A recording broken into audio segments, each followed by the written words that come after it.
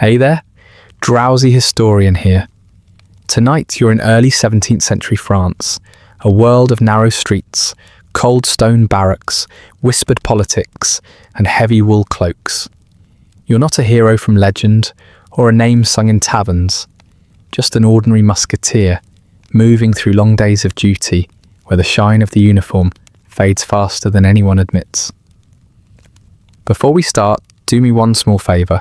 Tell me where you're listening from and what time it is there. If you'd prefer these stories without ads, you can join the Patreon. It's linked in the description. And if you want the ultimate immersive experience, consider using a pair of wireless earbuds. They're comfortable, discreet, and designed so you can wear them even while sleeping. I've linked my favourite pair, plus other sleep tools, in the description. Now, lie back, get comfortable, let's begin. You wake before the city knows it is morning. The darkness has not yet loosened its grip on Paris, and the air inside the barracks is cold enough to make your breath visible.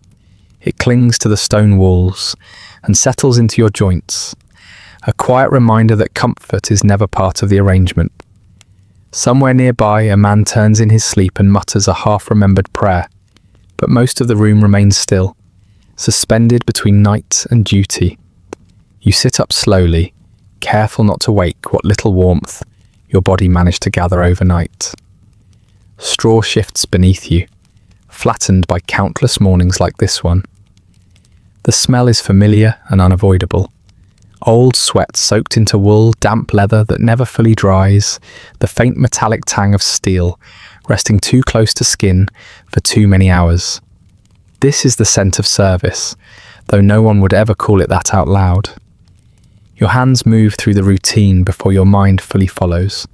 Shirt first, coarse and stiff, pulled over shoulders that still ache from yesterday's drills. The fabric scratches at your neck, already irritated from weeks of wear. You pause for a moment, fingers lingering at the seams, feeling where the cloth has thinned. Repairs are promised often and delivered rarely. The uniform survives just well enough to keep you recognisable.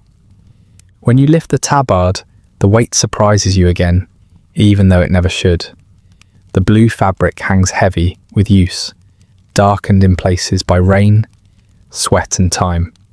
It smells faintly of mildew, a consequence of drying too slowly in rooms without proper heat. You slide it on anyway, adjusting it until it sits as it is meant to. Appearances matter even before the sun rises. Your boots wait beside the bed, toes scuffed, soles uneven from cobblestones and courtyard gravel. You pull them on and lace them tight, feeling the familiar pressure around your ankles. They have never quite fit properly. None of the issued equipment does. It is assumed you will adapt, and you always do. The sword comes next. You lift it from where it rests against the wall, careful not to let it scrape the stone. The leather of the hilt is worn smooth, shaped by your grip over time. It feels solid, reassuring, in a way nothing else in your life quite manages. The blade slides into place at your side, a quiet weight that will follow you through the day, whether it is needed or not. Only then do you reach for the hat. The feather droops slightly, less proud than it once was. Its edge is frayed and the felt has lost the stiffness it had when you were first issued it. Still, when you place it on your head, something in your posture shifts. The hat does its work, not by inspiring you, but by reminding you of what is expected. You are visible now, a musketeer, even in the half-light. You step outside into the corridor, where stone floors chill the soles of your boots. A single torch burns at the far end, its flame wavering as if uncertain it should continue. Shadows stretch long and thin along the walls, making the space feel narrower than it is. The barracks breathe quietly around you, filled with men who will wake soon enough, drawn from sleep by the same unspoken summons. Outside, Paris waits. The door opens with a soft groan, and the morning air slips inside. It carries the smell of damp earth and yesterday's refuse, layered with something faintly sweet from a distant bakery already at work. You step into the street, pulling your cloak tighter around you. The fabric is heavy and smells of smoke, a souvenir from nights spent too close to hearths that never quite warmed the room. The sky above is a deep grey, not yet touched by colour. Rooftops rise like uneven teeth against it, chimneys standing silent for now. Somewhere a cart rattles over stones, its driver moving early to avoid the crush that will come later. A dog noses through scraps near a doorway, pausing to glance at you before returning to its search. You pass unnoticed, which is how it usually is at this hour. As you walk, your breath settles into a steady rhythm, each step measured and familiar. The streets are quieter than they will be in a few hours, before vendors call out their wares and nobles begin their slow procession through the city. Right now, Paris belongs to those who rise early, out of necessity rather than choice. Bakers, cleaners, soldiers, people whose labour is invisible once the day fully arrives. You are meant to feel proud in this moment. That is what the stories suggest. A musketeer greeting the dawn, ready for whatever the king or cardinal might require. Yet pride is difficult to summon when your shoulders ache and your stomach is already empty. The glamour promised by the uniform faded long ago, replaced by a steady understanding that service is mostly waiting, carrying, and enduring. At the edge of the training yard, you pause. The ground is damp, darkened by dew. Wooden posts stand in rows, scarred by countless strikes. You know you will spend hours here later, repeating movements until they blur together. But for now, the space is empty, quiet. You listen to the sound of your own breathing and the distant toll of a bell marking the hour. This is the part no one sings about, the moments before the day officially begins, when there is time to notice how tired you already feel. When you can acknowledge, briefly, that the life you imagined when you first donned the hat was never quite real. You thought of adventure, of honour earned in flashes of steel and admiration. Instead, you learned about early mornings and late nights, about obedience dressed up as loyalty. A breeze moves through the yard, stirring dust and carrying the faint smell of horses from nearby stables. It reminds you that the day will not slow to accommodate reflection. Orders will come, drills will begin, and you will move as directed, one task flowing into the next, without pause. You adjust your grip on the sword at your side and straighten your shoulders. Not because you feel inspired, but because standing otherwise makes everything ache more. The feather on your hat trembles slightly as you move, catching what little light there is. The city begins to wake behind you. A shutter opens. Footsteps echo from an alley. Somewhere, someone laughs briefly before the sound is swallowed by stone. Paris stretches and exhales, unaware of how many men like you have already been awake, preparing to be useful. You take one last steady breath and step forward, joining the slow current of the morning. The day has begun, and with it comes the quiet understanding that glory is always spoken of later, by people who are never there this early, pulling on damp wool and pretending not to feel the weight of it. The sky has lightened almost without you noticing. It happens the way most things do here, quietly and without ceremony. One moment the streets are grey and indistinct. The next they hold their shape more clearly, edges sharpening as daylight seeps into corners that never fully warm. Your steps carry you onward, away from the open yard, and back toward the heart of the city, where duty waits in smaller, more ordinary forms. Hunger announces itself early. It is not sharp yet, not the kind that twists your gut or makes your vision narrow. It is a dull presence, familiar and patient, sitting just beneath your ribs. You have learned to recognize it the way sailors recognize the pull of the tide. It will grow stronger as the day stretches on, but for now, it merely reminds you that you are awake, that your body expects something you are unlikely to receive in full. The musketeers gather in loose clusters near the mess area, boots scuffing against stone, cloaks brushing past one another. Conversation is sparse at this hour. Voices are low, words conserved. No one wastes energy on enthusiasm before eating. You stand among them, feeling the press of bodies and the shared warmth, the faint comfort of not being alone in this routine. Bread is distributed without ceremony. The loaf is dense and unevenly baked, its crust hard enough to demand attention. You turn it in your hands, feeling its weight, judging how much it might satisfy. When you break it open, crumbs fall to the ground, already claimed by birds that watch from nearby ledges. The smell is faintly sour, more grain than yeast, but it is food, and that is enough. You chew slowly, aware of each motion of your jaw. The bread resists at first, then softens with patience. It fills your mouth without offering much flavour, a reminder that nourishment and pleasure are not the same thing. You swallow and feel it settle, not quite easing the hollow inside you, but quieting it enough to move on. Someone passes you a cup. The wine inside is thin and sharp, watered down until it barely resembles what the word promises. You take a small sip, letting it wash over your tongue. It does little to warm you, but it clears the taste of stale bread from your mouth. You drink sparingly. The day is long, and excess now will only make later hours heavier. Steel shifts at your side as you move. The sword never lets you forget it is there. Its weight pulls gently at your belt, a constant downward pressure that your body has learned to accommodate. You adjust the strap, feeling the familiar pinch at your hip. The weapon is clean enough, though you know it will be inspected later. Everything always is. Order is maintained through small, relentless attentions. You check your musket next. The wood is cool under your fingers, the metal dull in the morning light. You run your hand along the barrel, feeling for imperfections, for anything that might draw comment.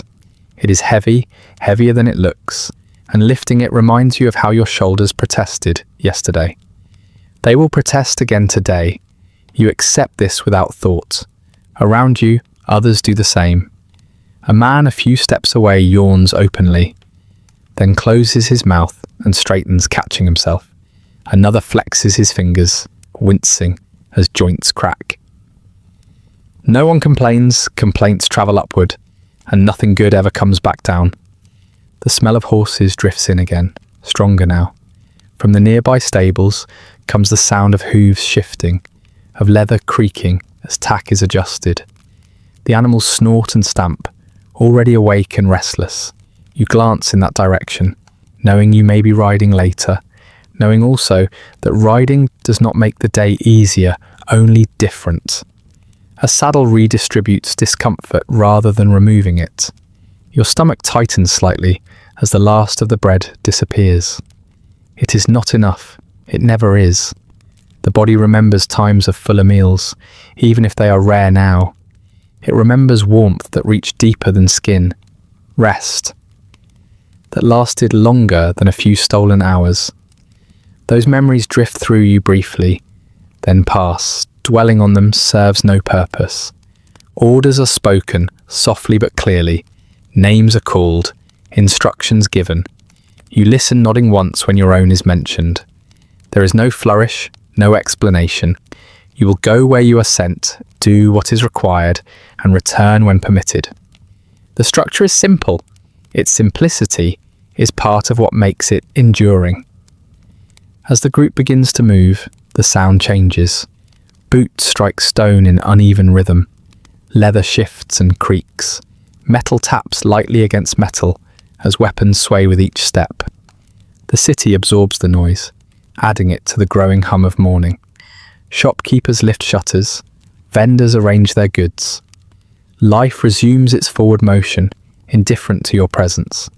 You pass a bakery door left ajar. Warm air spills out, carrying the scent of fresh bread, so different from what you have eaten that it almost feels like a different substance entirely. The smell catches in your chest, sharp and sudden.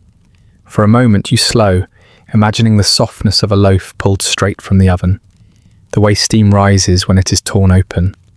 The moment passes, you keep walking. Steel presses closer against your side as you adjust your pace. The musket strap bites slightly into your shoulder. You roll it back, easing the pressure. but the relief is minimal. Carrying weapons is not meant to be comfortable. It is meant to remind you of your role, of the seriousness of what you represent. Even when they are not used, they shape the way you move through the world. The sun finally breaks free of the rooftops. Light spills across the street, catching on buckles and buttons, making the blue of your uniform briefly brighter than it will appear for the rest of the day. The feather on your hat glows pale against the sky, then dulls again as you pass into shadow. The city is a patchwork of light and dark, warmth and chill, generosity and neglect. Your hunger sharpens as you walk. The bread has settled, but it has not satisfied. You feel the slow pull of emptiness returning, tugging at your focus. You have learned how to manage it. Shorten your breath. Keep your mind occupied. Think about the next task, not the next meal. A fellow musketeer falls into step beside you. He says nothing at first, only matches your pace. After a few moments, he mutters a dry observation about the wine, barely loud enough to hear. You allow yourself a small smile. Shared discomfort is a language of its own. It requires no elaboration. The street widens ahead, opening toward the training grounds. You can already see the posts, the worn earth beneath them, darkened by countless footprints. The sight brings a familiar heaviness to your limbs. Food gives way to work, and work will consume what little strength the meal provided. By midday, hunger will be a sharper presence, but by then, you will be too occupied to dwell on it. Steel shifts again as you step forward. The weight remains, constant and patient. It does not care whether you're rested or fed.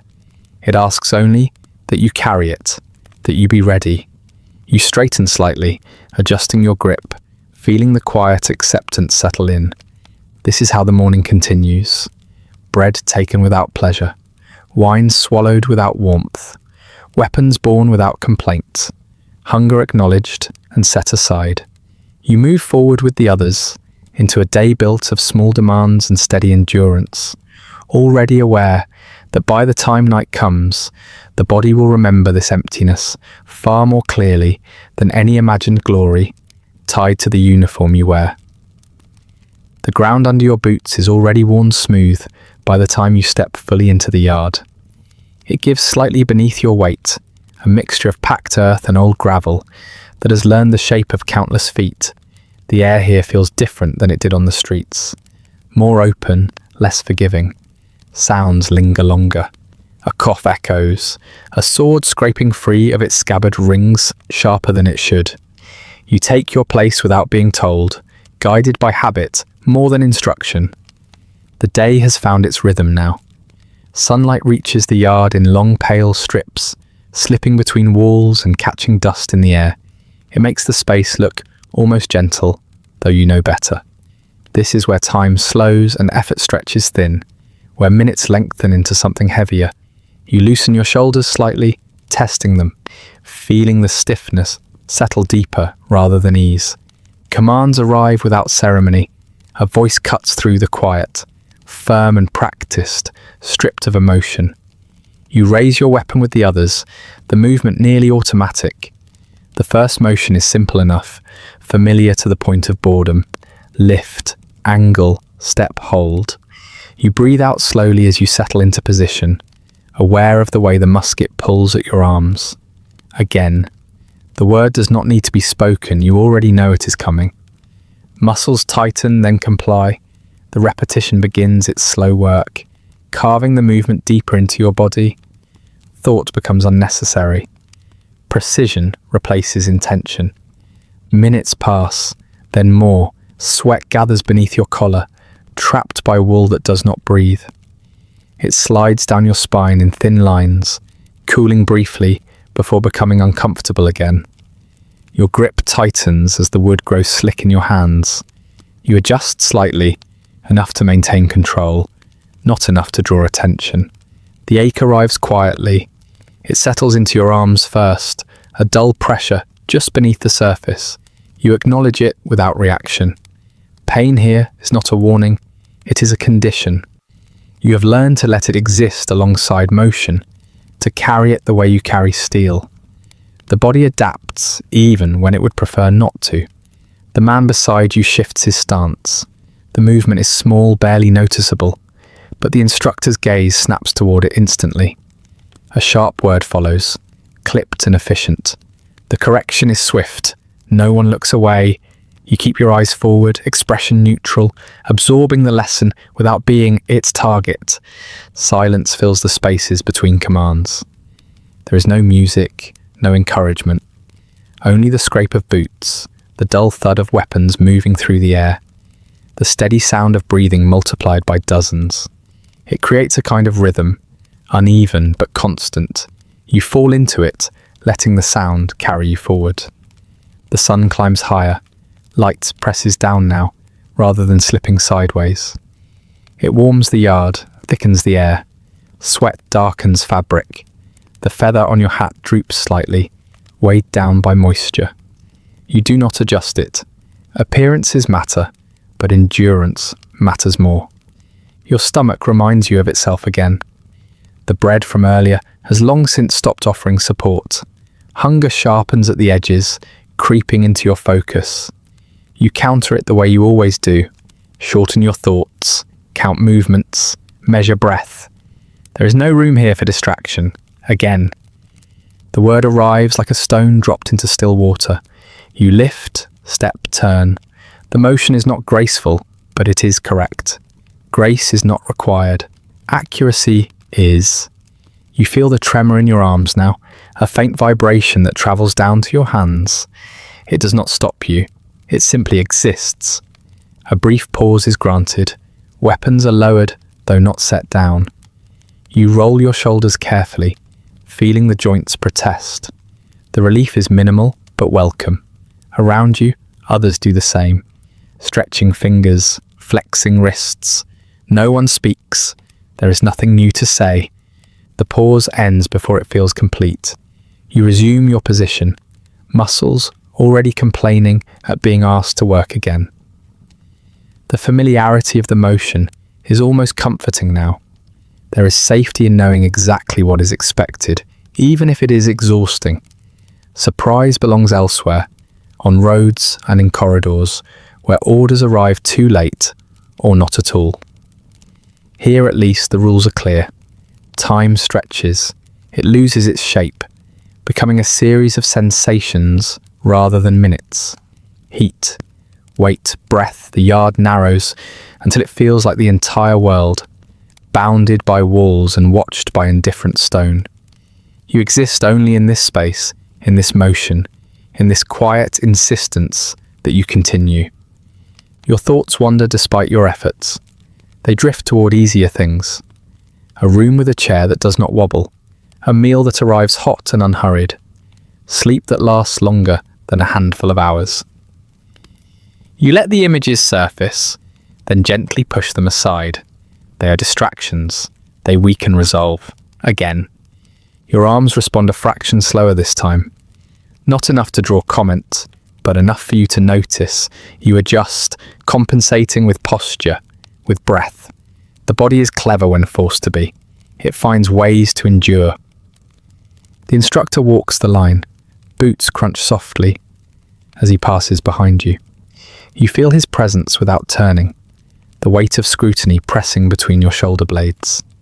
He stops briefly, close enough that you can smell leather and oil. You hold your position, steady, unblinking. After a moment, he moves on. The absence of his gaze feels lighter than it should. Sweat drips from your brow now, stinging your eyes. You blink it away, careful not to lift a hand. Small infractions accumulate. Better to suffer the sting than the consequence. You breathe through it, focusing on the steady rise and fall of your chest. The yard begins to thin. Some are sent off for other tasks. Peeled away one by one, you remain. Each departure shortens the line, making your own presence more noticeable. You do not know whether this is fortune or misfortune. Often the difference is negligible. At last the commands slow. Movements are fewer now, spaced farther apart. The final repetition arrives without announcement, slipping into place like the last note of a long unfinished song. When you lower your weapon this time, you're allowed to let it rest fully. The weight shifts, settling differently, and your arms sag slightly before you catch yourself. Stillness returns to the yard. It is not the calm of rest, but the pause of completion. You stand, breathing hard, heart beating steadily rather than wildly. Your muscles throb, a deep, persistent ache that promises to linger. You accept this too. It will fade enough to function, never enough to forget. No applause follows. There is no acknowledgement, no marking of the hours just spent. The instructor speaks briefly, outlining the next expectations, then turns away. The yard empties in an orderly flow, men dispersing toward their assigned duties. You take a moment before moving. The ground beneath your feet feels strangely distant, as if you are not entirely settled back into yourself. You flex your fingers, feeling stiffness resist, then give way slightly. The musket hangs heavier now, the sword less balanced. Your body recalibrates, finding a new equilibrium. As you step out of the yard, the sounds of the city reach you again. Voices, carts, the clatter of daily life, continuing without pause. The contrast feels sharp after the enclosed discipline of the drills. You merge back into the movement, carrying the quiet weight of the hours behind you. Mastery, you understand now, is not marked by celebration. It is built in moments like these, in silence, under a sun that offers no mercy, and a gaze that offers no praise. You move forward, arms aching, stomach hollow, knowing that the day is far from finished, and that this work, unseen and uncelebrated, is the truest measure of why the uniform costs more than it ever gives back. You leave the yard with the ache still clinging to you, settling deeper now that motion has slowed. The path toward the stables is shaded, the stone walls on either side holding onto the morning's chill. Your arms feel heavier without the constant repetition to distract them, and each step reminds you of joints worked past their preference. The city noise fades slightly as you walk, replaced by sounds that are softer but no less present. Hooves shifting, leather creaking, a low, patient huff of breath from an animal that has been awake even longer than you. The stables greet you with warmth. It is not a gentle warmth, but a living one, thick with the smell of hay, sweat, and animal breath. It settles around you as soon as you step inside, pressing close, seeping into the wool of your uniform. The air here feels honest. It makes no attempt to impress. It simply exists, heavy and real. A horse lifts its head as you approach. Dark eyes follow you with a calm that borders on indifference. The animal's ears flick forward, then back again, catching sounds you cannot. You reach out, resting a hand against its neck. The skin is warm beneath your palm, muscles shifting subtly as it adjusts its weight. The contact steadies you in a way nothing else quite does. You move down the line, checking tack, adjusting straps. Your fingers work methodically, guided by familiarity. Buckles are tightened, then loosened again, tested for comfort and security. Leather smells sharp and worn, shaped by long use. You breathe it in, letting it replace the dust and sweat of the yard. The horses are restless today. They stamp and toss their heads, tails swishing. Perhaps they sense the tension carried by the men who move among them. Perhaps they simply dislike standing still. You murmur softly as you work, not words exactly, just sound. The animals respond in small ways, a lowered head, a slower breath. They listen better than most people ever do. One horse nudges your shoulder. The gesture is not gentle, but it is familiar. You shift, laughing under your breath despite yourself, and scratch behind its ear. The roughness of its coat catches against your fingers. It leans into the touch, heavy and unashamed. There is no pretense here, no expectation beyond care and consistency. You understand each other. The horse knows what it is to be used until tired, to be praised only when useful, to be corrected when it fails to meet an invisible standard. It carries weight without complaint, moves when directed, stops when told. Its life, like yours, is measured in tasks completed rather than comforts enjoyed. As you brush its flank, dust rises in pale clouds. It coats your sleeves, clings to your hair. You do not bother to wipe it away.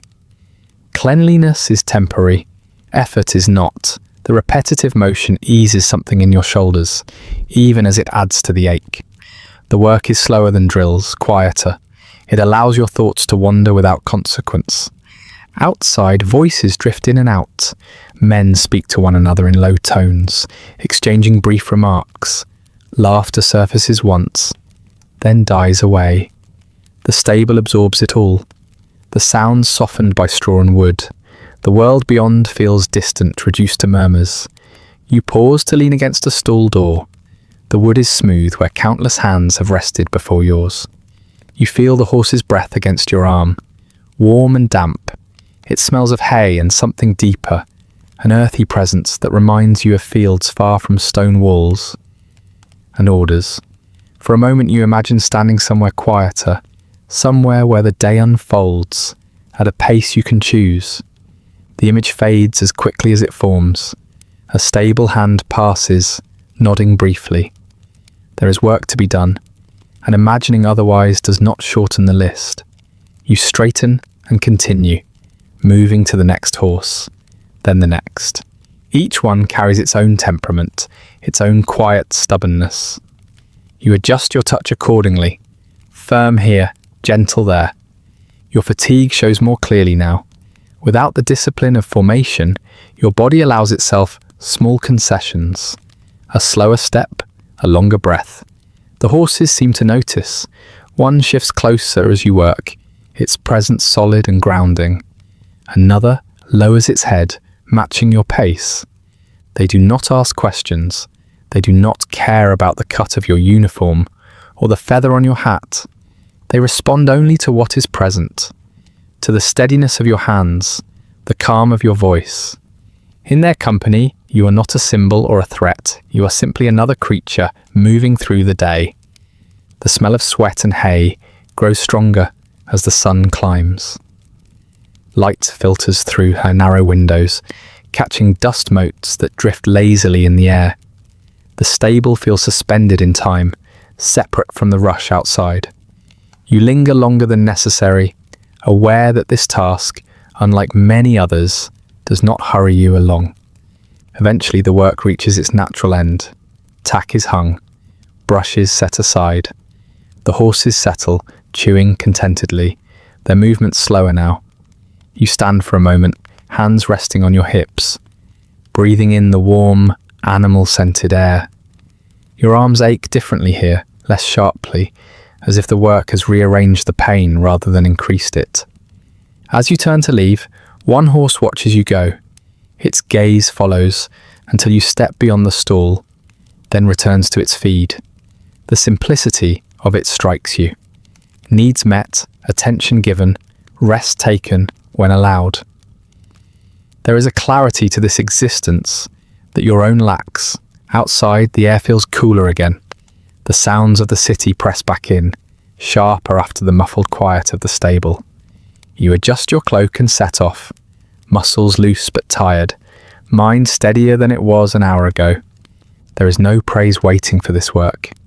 No noble will remark on the care given to a horse, unless something goes wrong later. You accept this. Care is its own reward, if reward is the right word. It is at least honest. As you walk, the weight of the day shifts again. Tasks blend into one another, each flowing naturally into the next, leaving little room to mark where one ends and another begins. You move on, carrying the scent of hay with you, a reminder that understanding often comes not from grand halls or courtly approval, but from creatures who recognize weariness because they live within it too. The scent of hay still lingers faintly on your sleeves as the city draws you inward again. Stone replaces straw beneath your boots, smooth and unforgiving, worn by centuries of feet that passed with greater confidence than you feel now. The palace does not announce itself with warmth. It rises instead, with quiet certainty. Walls tall and pale, windows watching without curiosity. As you cross the threshold, the air changes.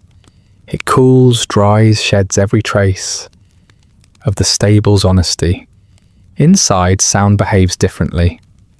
Footsteps echo longer than they should. A cough travels farther than intended. Even your breathing seems louder, as if the building itself is listening. The corridors stretch ahead in measured lines, their proportions designed to remind visitors of scale and order. You straighten instinctively, not out of pride, but because slouching here feels dangerous. Tapestries line the walls. They depict victories and virtues rendered in careful thread, scenes of triumph frozen in coloured wool. You glance at them as you pass. Faces noble and composed, bodies untouched by fatigue. The stories they tell are neat and complete. You know better, you always do. Still, they serve their purpose. They suggest that power moves cleanly, without hesitation or cost. Your boots click softly on stone.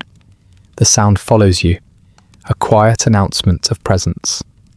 You are meant to be seen here, but not heard. Visibility without voice. The uniform helps. Blue cloth, white accents, steel at your side. It marks you as belonging, as something sanctioned and controlled. You are part of the furniture of authority, like the pillars and doors. Whispers drift through the air. They slide along the walls, low and careful, spoken just beyond full hearing. You catch fragments as you move, names, titles, places. The words carry weight, even when they are incomplete. You do not need to understand them fully to know they matter. They always do. A door opens ahead, then closes again. The sound is muted, cushioned by heavy wood and thick drapery. You imagine the room beyond it, the murmured conversation, the careful expressions. Decisions are being shaped there, pressed into forms that will later harden into orders. By the time they reach you, their edges will be sharp, their origins blurred. You pause at a familiar corner. This corridor curves slightly, forcing anyone who walks it to slow. It is a subtle thing, architectural discipline imposed on movement. You have stood here before, waiting. You stand here now, hands resting lightly at your sides, posture neutral. Waiting is a skill you have learned well. The stone beneath your palm is cold. You brush it lightly as you shift your weight, feeling the chill seep through leather and wool. It grounds you in a way the tapestries do not. Stone does not pretend. It holds its temperature, its silence, its indifference. You find that easier to trust. A pair of courtiers passes. Their clothes are rich, fabrics layered and immaculate. They glance at you briefly, eyes flicking over uniform and weapon, then away. You are acknowledged without being engaged. This too is familiar. Your presence reassures them without demanding effort. Protection without intrusion. They speak softly as they move on.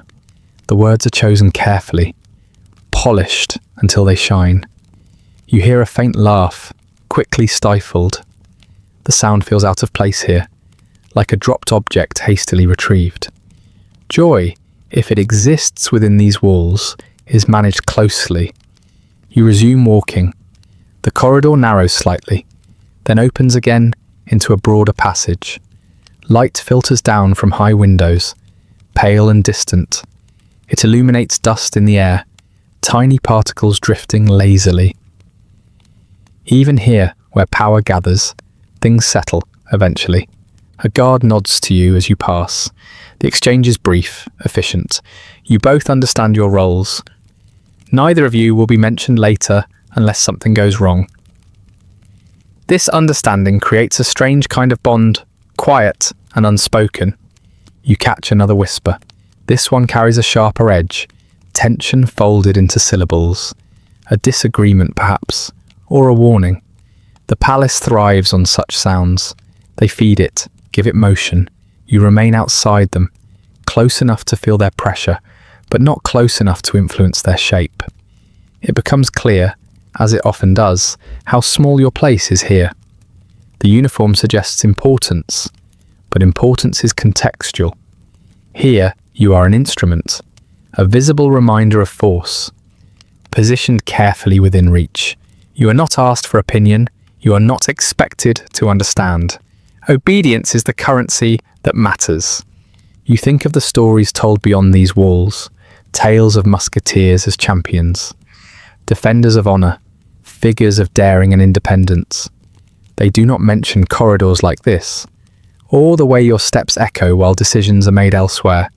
They do not speak of standing still while history whispers past you. A page approaches, carrying documents held close. He moves quickly, eyes down, careful not to collide with anyone of rank. As he passes, you glimpse the wax seals, the folded parchment, words made tangible, soon to travel outward, shaping lives far from this polished stone. You wonder briefly where they will end up. Then the moment passes. Your assignment keeps you moving. Down another corridor, then another. Each one feels much like the last, distinguished only by minor details. A different tapestry, a darker patch of stone, a window placed just out of reach. The sameness wears on you, a quiet erosion of attention. Your body, still tired from earlier exertions, stiffens again. Standing and walking here uses different muscles, but fatigue recognizes itself regardless. You roll your shoulders subtly, easing tension. The movement goes unnoticed. You are careful to keep it that way. At last, you reach a doorway where you are meant to remain. You take your position beside it, feet set, hands relaxed, but ready. The door is closed, its surface smooth and dark. You face forward, eyes fixed on a point ahead that offers nothing to focus on. Time slows again, stretching thin. From behind the door comes the murmur of voices. They rise and fall, occasionally punctuated by a firmer tone.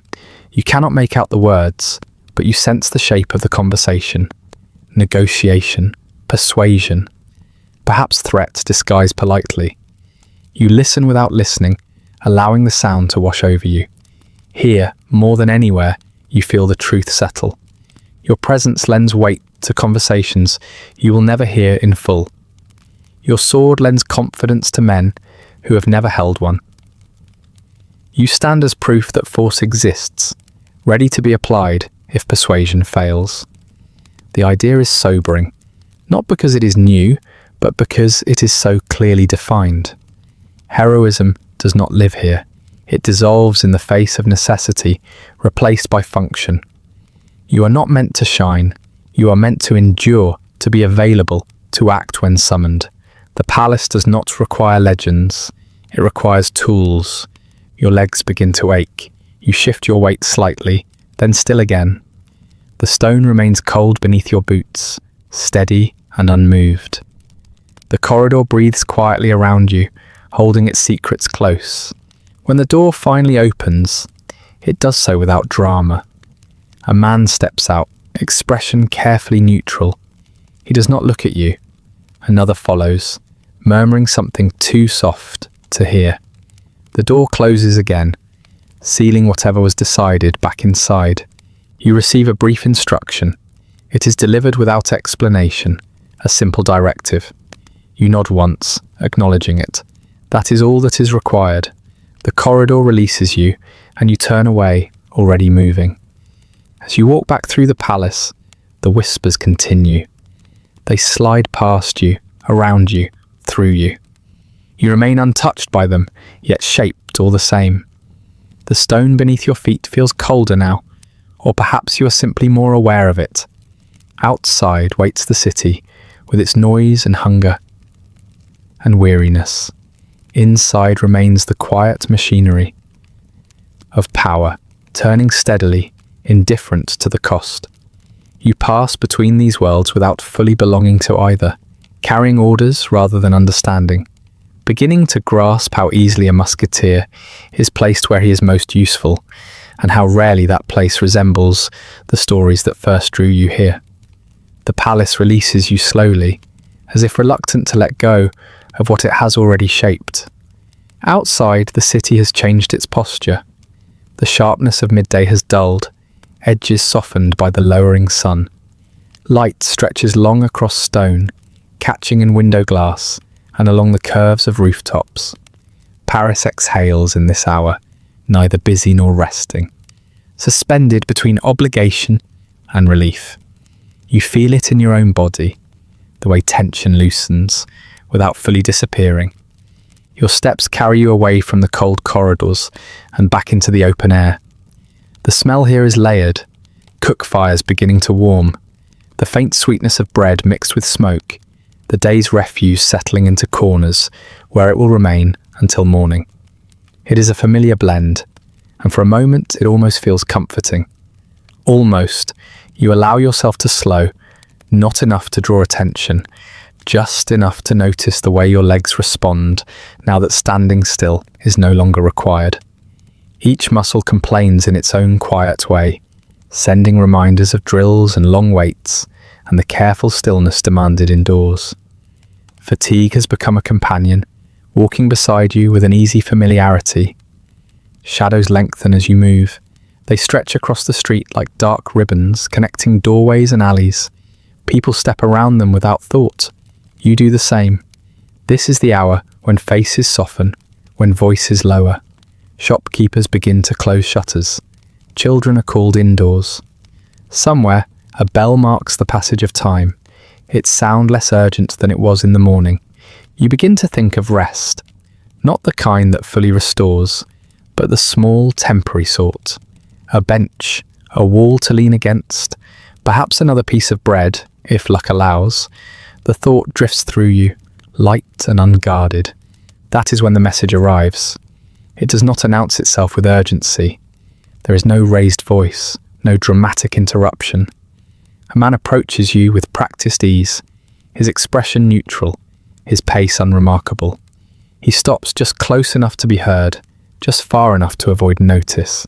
He speaks your name once. The word settles heavily, cutting through the softness of the hour.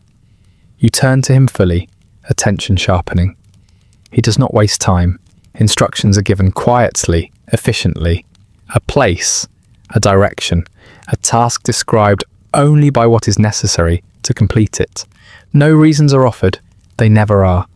You nod once, the gesture small but sufficient. The man does not linger. He melts back into the crowd, already forgotten by those around him. You stand still for a moment longer, letting the words settle into place. The city continues around you. A cart rattles past. Someone laughs from an open window. The sun slips lower, its warmth fading. None of it acknowledges what has just changed for you. That is how it always is. Orders arrive at the edge of the day, when attention drifts and resistance weakens. You adjust your cloak. The movement feels deliberate now, purposeful. Fatigue does not vanish, but it rearranges itself, stepping aside for something sharper. Awareness. The weight of your sword feels different again, less abstract, more present. You test the balance unconsciously, fingers brushing the hilt. As you walk, your route shifts. You choose streets that narrow and bend, places where light thins quickly. The city offers many such paths, veins running beneath its more respectable face. You have learned them, over time, committing their shapes to memory without ever meaning to. Familiarity breeds caution rather than comfort. The smell of food grows stronger, then fades. You pass taverns where voices rise and fall in uneven waves. Laughter spills into the street, followed by the clink of cups. Inside, men relax into benches, shoulders loosening, minds drifting. You do not slow. This is not an hour meant for lingering. Your stomach tightens again. Hunger presses more insistently now, sharpened by the day's work and the promise of rest deferred. You swallow against it, breathing evenly. You have gone longer without food. You can do so again. The body complains, but it obeys. The sky deepens toward blue. The last light clings to the horizon, thinning with every step you take. Lanterns flicker to life one by one, small islands of brightness floating in the gathering dark. Their glow is uneven, leaving stretches of street in shadow. You favour those shadows, letting them fold around you. Your senses sharpen without effort. You listen to footsteps, to the rhythm of movement behind you. You watch reflections in windows, the way shapes shift as people pass. You feel the texture of the ground through your boots, noting loose stones, uneven patches. This awareness is not dramatic. It is steady, practiced. The place you were given comes into view gradually. It is unremarkable. A corner where two streets meet. A building with a door set back slightly from the road. A window dark, despite the hour. If you did not know to look, you would pass it without thought. That is the point. You slow again, blending into the pace of the street. There is no signal, no clear marker of when the task truly begins. You simply arrive, and the waiting resumes. This time, the waiting feels different. It hums beneath your skin, a quiet readiness that refuses to settle. You lean lightly against a wall. The stone is still warm from the day, the heat fading slowly. It seeps through your cloak, a small comfort you did not expect. You keep your posture relaxed, your gaze unfocused. Appearances matter here more than anywhere. Tension attracts attention. Time stretches. It always does in these moments. Each second feels longer than the last, as if the air itself thickens. You count breaths without meaning to. In, out, in, out. The sounds of the city soften, narrowing to what is closest. A footstep nearby, a distant voice, the faint rustle of fabric. You become acutely aware of your own presence, the weight of your body, the way your muscles hold themselves ready, the quiet certainty that if something happens, it will happen quickly. Danger, when it arrives, rarely announces itself. It slips in quietly, like the order that brought you here. A figure appears at the edge of your vision, not sudden, just present. Someone pauses near the doorway, glancing down the street. Their posture is casual, but something about it draws your attention. You watch without staring, letting your focus remain loose. The figure moves again, disappearing inside. You do not follow. That is not your instruction. You remain where you are, allowing the moment to pass. Perhaps that was all that was required. Perhaps more will come. You have learned not to guess. Guessing leads to mistakes. The light fades further. Lanterns become more important now. Their glow outlining faces and hands. Shadows deepen, stretching longer. The city feels different after dusk. Its movement slower but more deliberate. People choose their paths more carefully. At last, another figure approaches. This one stops close, just as before. Words are exchanged quietly. Brief and precise, a small object changes hands. It is lighter than you expect, warm from the other man's palm. You slip it into your coat without looking. That is all. No warning, no reassurance. The man moves on, absorbed back into the city. You remain for a few moments longer, ensuring nothing follows, then turn away.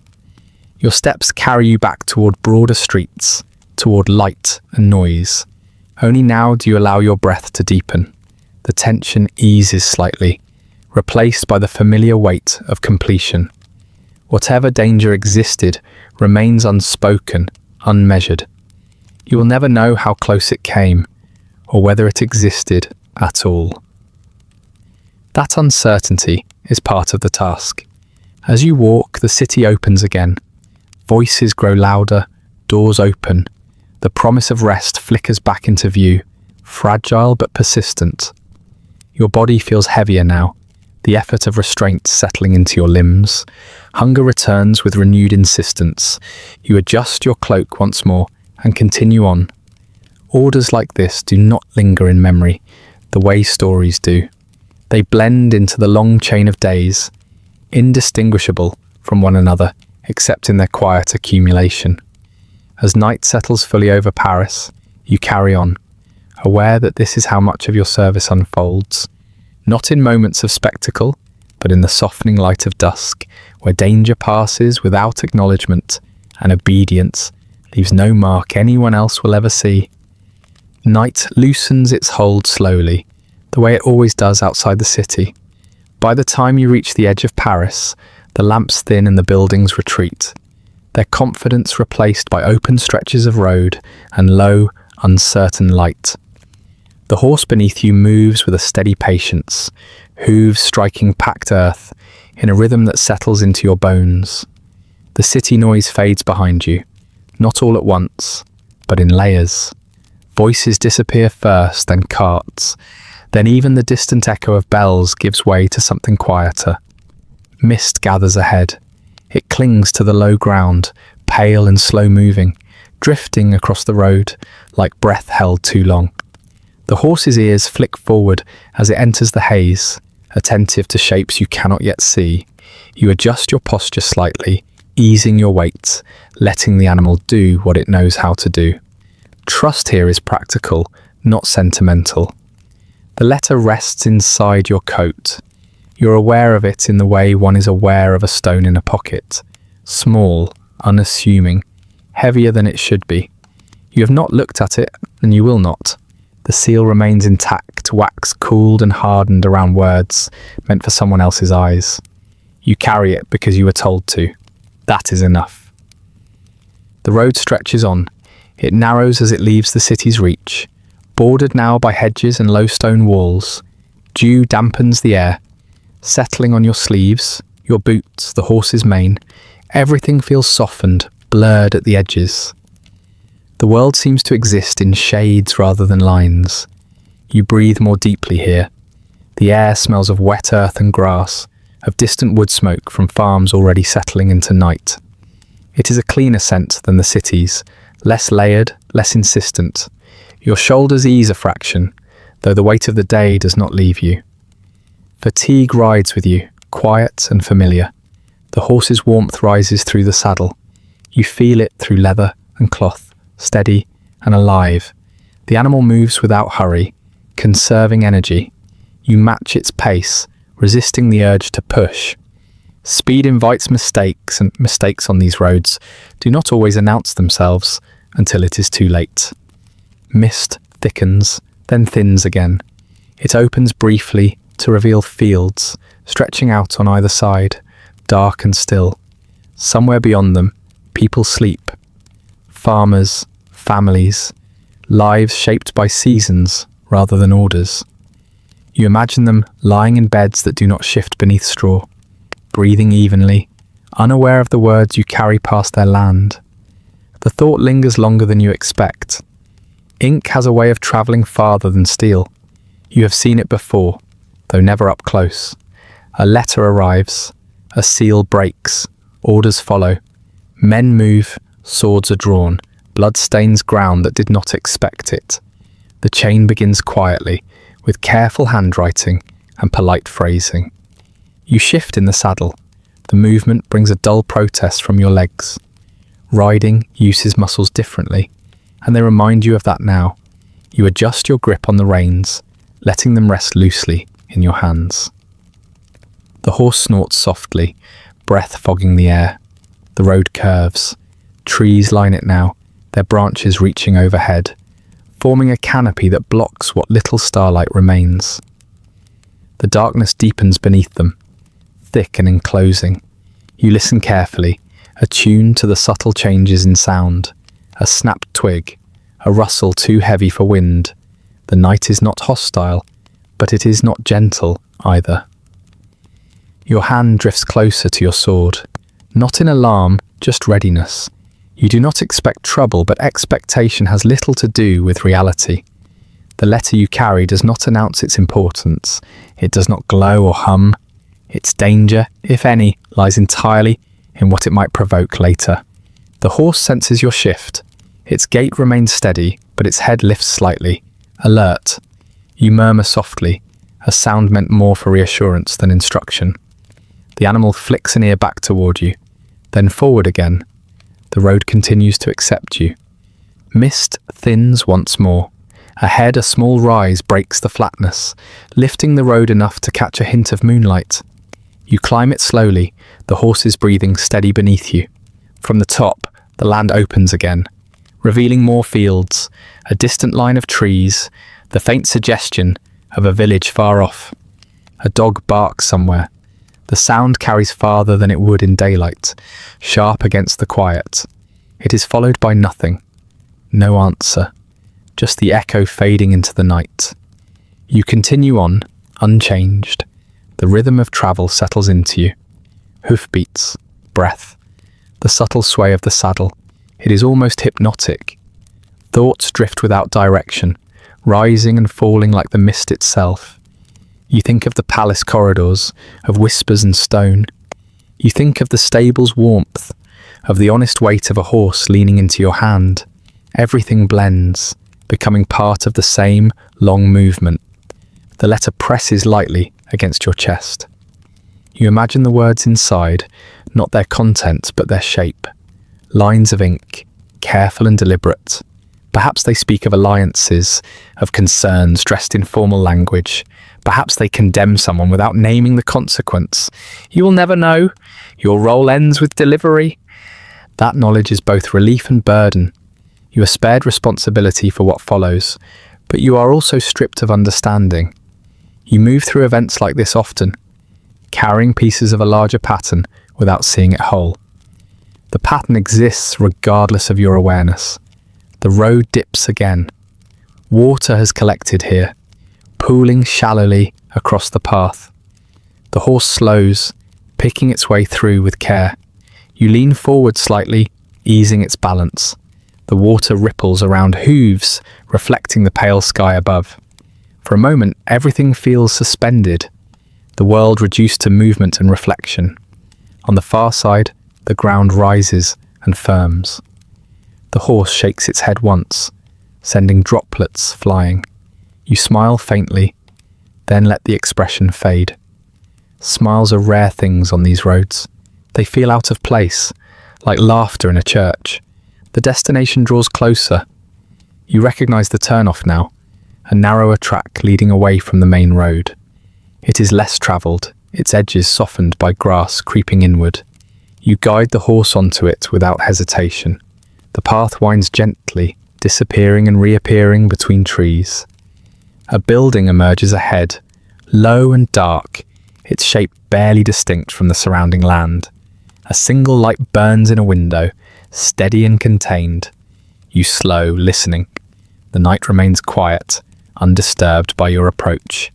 You dismount carefully. Your legs protest as your boots meet the ground, stiffness settling in. You pat the horse's neck, feeling the warmth there, the reassurance of something solid and uncomplicated. You leave it tethered nearby, trusting the calm of the place. The door opens after a brief pause. A man stands framed by lamplight, his expression guarded. He looks at you, then at the uniform, then back at your face. Recognition follows, muted but clear. You exchange no greetings. None are required. The letter changes hands. It leaves your coat and enters his, the weight transferring without ceremony. He does not open it. He does not thank you. He nods once, already turning away. The door closes, sealing the words inside with him. You stand there for a moment longer. The night feels unchanged, as if nothing has occurred. Crickets resume their song. The mist shifts. Somewhere, water drips steadily from a leaf. The world accepts the exchange without comment. You return to the horse. Mounting is slower now, muscles stiff and reluctant. Once seated, you settle into the saddle, adjusting your cloak. The return journey awaits, longer than the delivery ever feels. As you guide the horse back toward the road, a familiar thought surfaces. Steel is visible, it flashes. It announces itself. Ink does none of these things. It moves quietly, patiently, shaping events long after the hand that wrote it has rested. You carry its consequences without ever touching them. The horse steps back onto the main road. The mist begins to thin as you turn homeward, the night easing toward its later hours. You follow the familiar path, aware that this journey, like so many others, will leave no mark on anyone's memory but your own. And as the road unwinds beneath you, it becomes harder to ignore the truth that settles in with every mile. Much of your service is spent moving words for other men, bearing the weight of decisions, that are never yours, discovering slowly that regret grows not from danger alone, but from how little of what you carry is ever allowed to belong to you. The road eventually gives way to stone again, and with it comes the sense that the night belongs to people once more. Paris does not sleep so much as it lowers its voice. Lamps burn low and uneven, casting halos that barely touch the ground beneath them. Doorways glow faintly, promising warmth without enthusiasm. You guide the horse through the streets that feel narrower now than they did before dusk, dismounting where you know it is safe, where the animal will wait without complaint. Your legs resist when you step down, stiffness clinging stubbornly to joints that have done too much and rested too little. You walk the rest of the way. The sound of your boots echoes softly, then fades as you turn onto a side street where stone gives way to packed earth. A tavern waits there, not announced by sign or music, but by scent. Smoke, thick and old, hangs in the air. Beneath it lies the smell of bodies pressed too close together, of spilled wine and damp wood, of fatigue that has nowhere else to go. You hesitate, only briefly, before pushing the door open. Warmth rolls out to meet you, heavy and stale. It clings to your face, your clothes, your thoughts. Inside, the light is low, drawn from a handful of candles and a hearth that burns more out of habit than care. Shadows gather in corners, softening faces and blurring edges. The room is already full, though not crowded. There is space here for weariness. The noise swells, then settles. Voices rise and fall, laughter punctuating the hum in uneven bursts. Someone slaps a table, another coughs, deep and persistent. You step inside fully, letting the door close behind you. The sound of the street vanishes, replaced by this enclosed murmur that feels almost protective. You find a place near the wall. The bench is rough beneath you, its surface polished smooth by years of shifting weight. You sit carefully, easing yourself down, feeling the ache spread as your muscles begin to cool. It is not relief exactly, but it is closer to quiet than anything else you have felt all day. A cup appears in front of you. You do not see who places it there. You do not need to. The liquid inside is dark and thin, wine stretched further than it should be. You lift it, inhale briefly. Smoke and sourness mingle. You drink anyway, letting it slide down your throat. It burns slightly, then warms. The effect is modest but immediate. Around you, men talk. Their voices carry the soft edge of exhaustion. Words chosen less carefully now.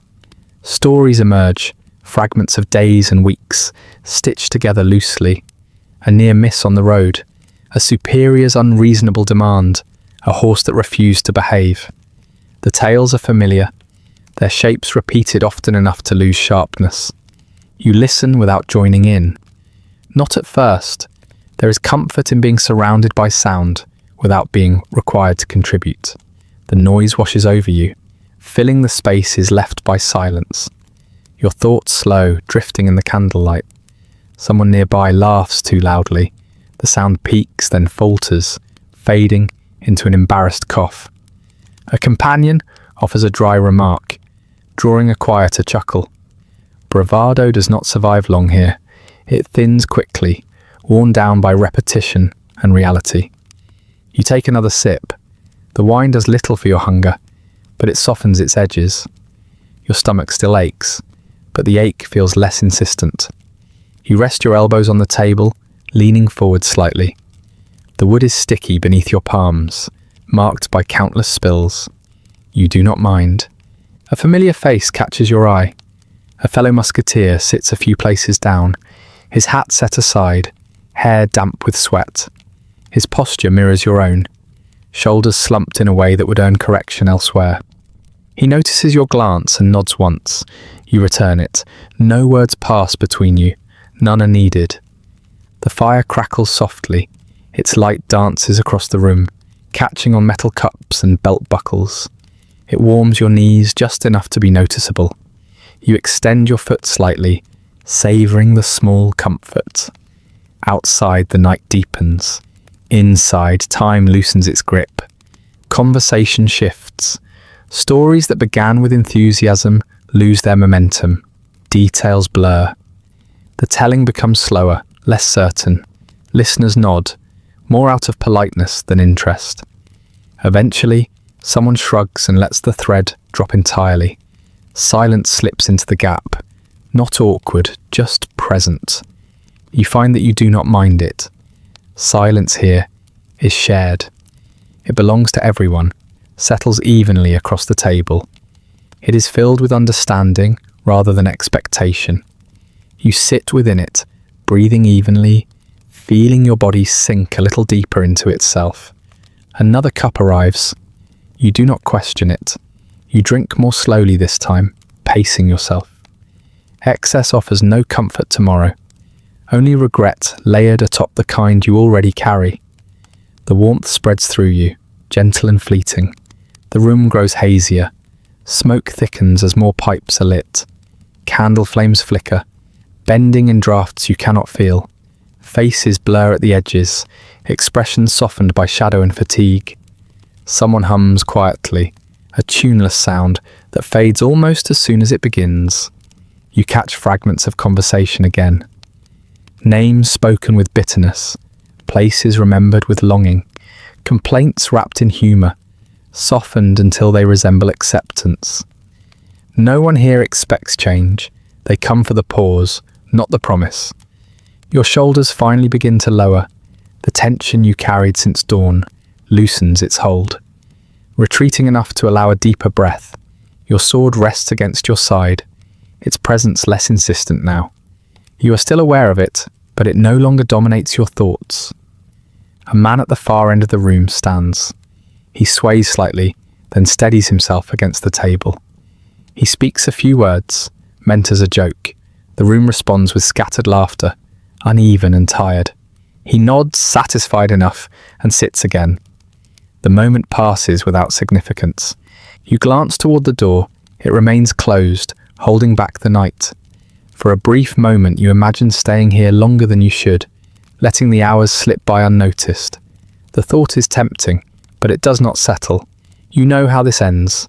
The tavern offers rest, not escape. Your cup empties. You turn it once on the table, considering another, then decide against it. The warmth has done what it can. Lingering now would only dull what little clarity you have left. As you rise, your body protests.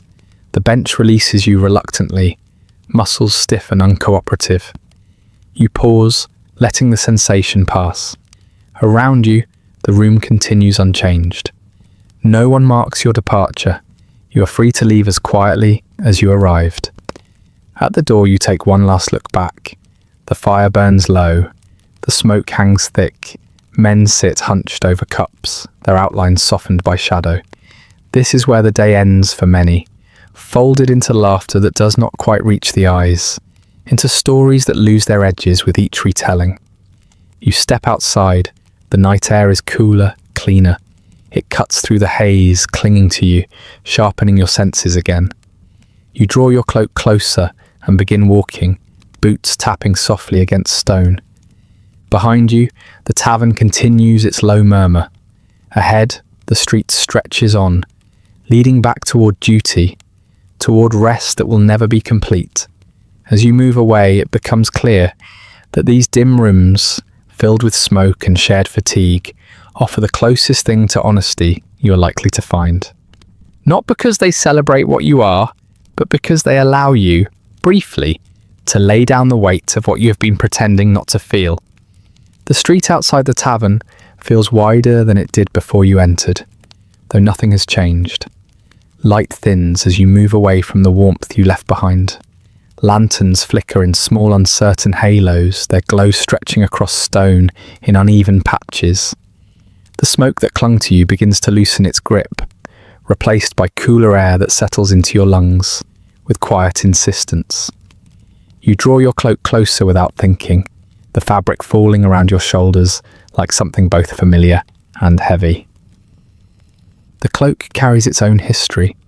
It smells faintly of rain that never quite dried, of smoke from hearths that burned low, of the stable's warmth and the palace's cold stone. It has absorbed each place you pass through, layered scent upon scent, until it feels like a record you cannot set down. As you walk, it shifts against your back, reminding you of its presence with every step. The night deepens gradually. Paris does not fall silent all at once. Voices soften, then scatter. Doors close. Footsteps become less frequent, more deliberate. The city draws inward, and you move with it, shoulders slightly hunched against the cooling air. Your breath fogs faintly now, rising and fading before it can linger. You pull the cloak tighter. The movement offers warmth, but it also increases the weight pressing down on your shoulders. Wool bunches at your neck, tugging lightly at your collar. The sensation is grounding and oppressive all at once. You have learned to carry both without complaint. The uniform beneath the cloak remains rigid. Its structure does not yield to fatigue. Buttons press where they always do. Seams rub against skin already irritated from the day's exertions. You shift slightly as you walk, trying to find a balance that does not exist. Comfort is never the goal here. Endurance is. A breeze slips through the street. It finds the gaps in your clothing, cool fingers probing for weakness. You tilt your head down instinctively, protecting your throat. The feather on your hat trembles, catching the lantern lights before settling again. Even now, even at this hour, the uniform must remain in place. Appearances do not rest when you do. Your footsteps echo softly. The sound follows you, steady and measured. It is one of the few things you can control. You let it set the pace, each step placed with intention. The rhythm is calming, a counterpoint to the thoughts that threaten to surface when the night grows quiet. Your body feels heavier now. The fatigue you held at bay earlier has returned with interest.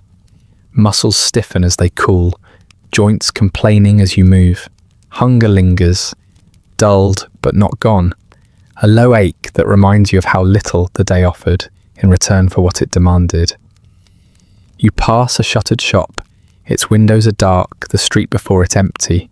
Your reflection appears briefly in the glass, distorted by uneven panes. Cloak drawn close, hat shadowing your face. You look older than you feel, or perhaps the other way around. The image vanishes as you move on. The cloak shifts again. It slides slightly on your shoulders, settling into a position that feels heavier than before. You adjust it, tugging at the edge, but the weight remains. It is not just fabric you are carrying, it is the expectation that comes with it, the silent understanding that you're always on display, even when no one is watching. You think of the stories told about men like you. They speak of courage, of daring, of nights spent laughing over victories. They rarely mention the way the cloak presses down when the day is done, or how the uniform continues to demand attention long after your strength has thinned. They do not speak of how difficult it is to set any of it aside, even for an hour. The street narrows. Buildings lean closer, their upper floors nearly touching. Shadows deepen, pooling in doorways and corners. You move through them without hesitation, senses alert but not strained. The danger of the city at night is overstated, you have learned. What weighs more heavily is the constant awareness of being needed, of being ready. Your hand brushes the edge of the cloak. The fabric is coarse beneath your fingers, worn smooth in places from repeated use. It was never meant to be light, it was meant to last. That purpose shows in every stitch, every reinforced seam. You carry it because you must, because it marks you as belonging to something larger than yourself.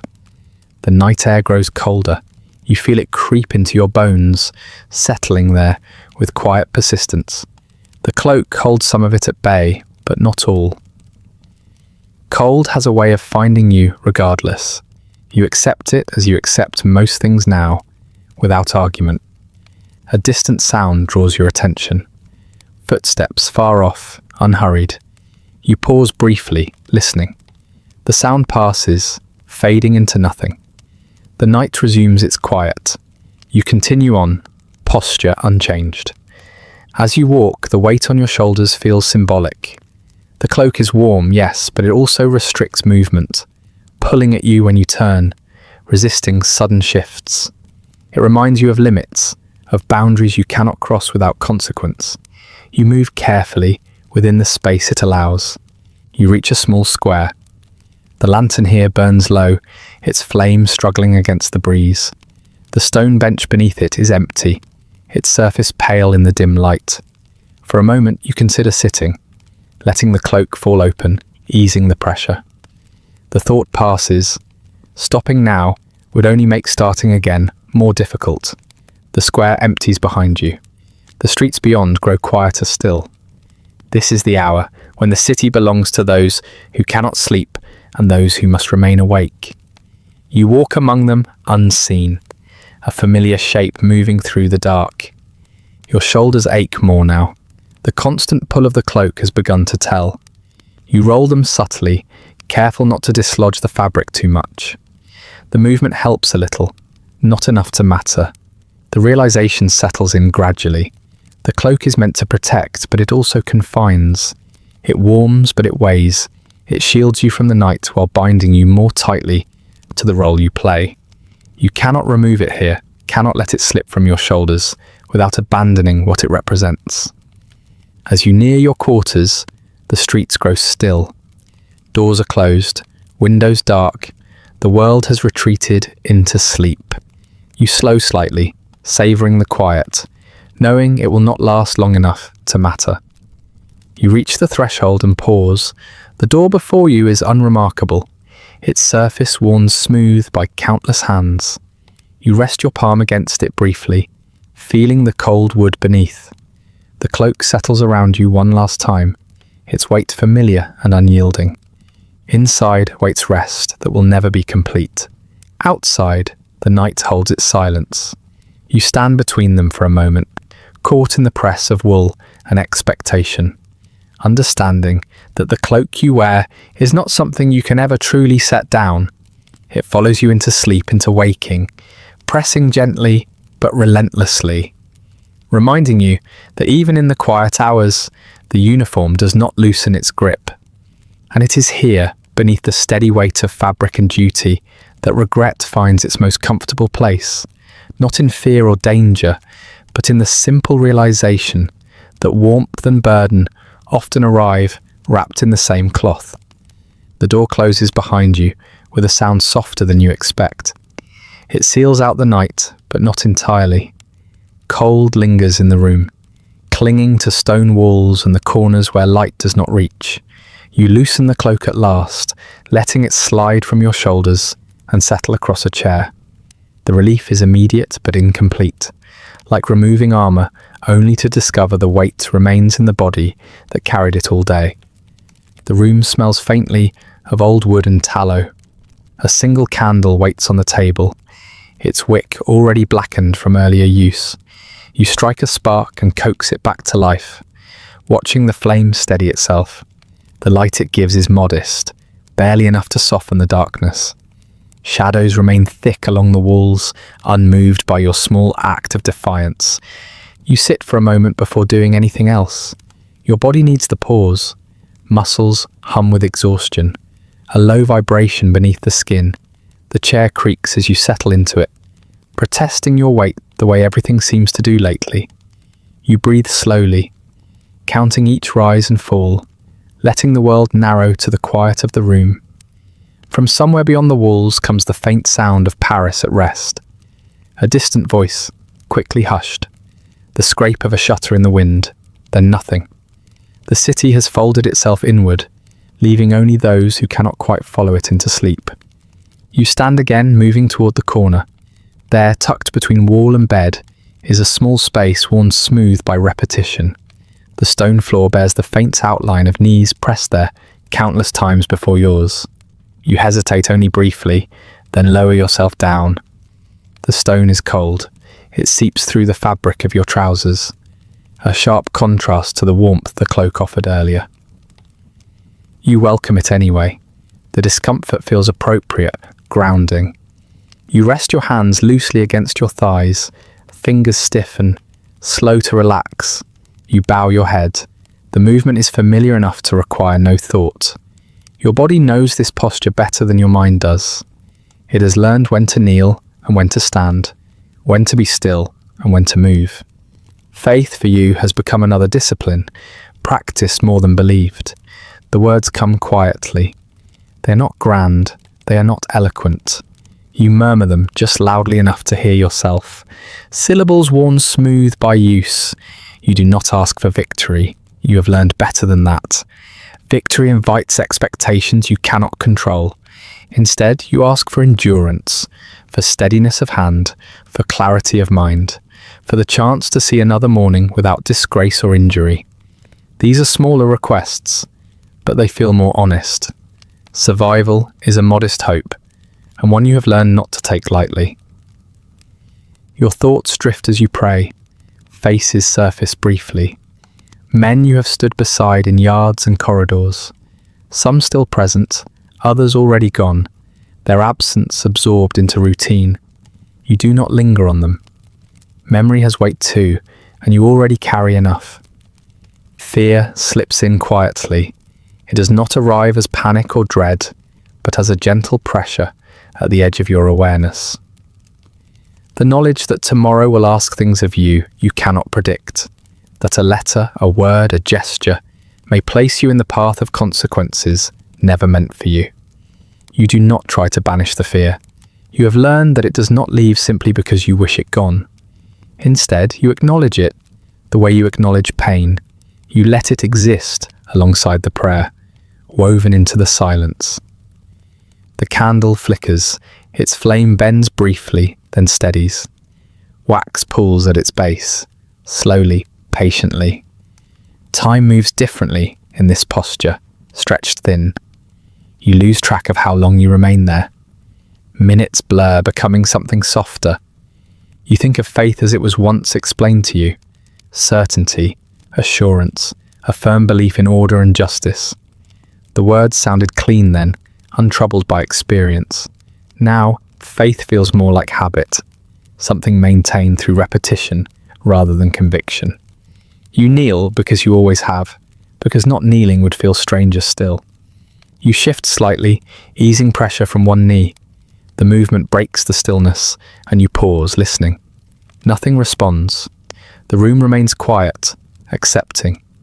You resume your posture, hands returning to rest. Your prayer changes shape without warning.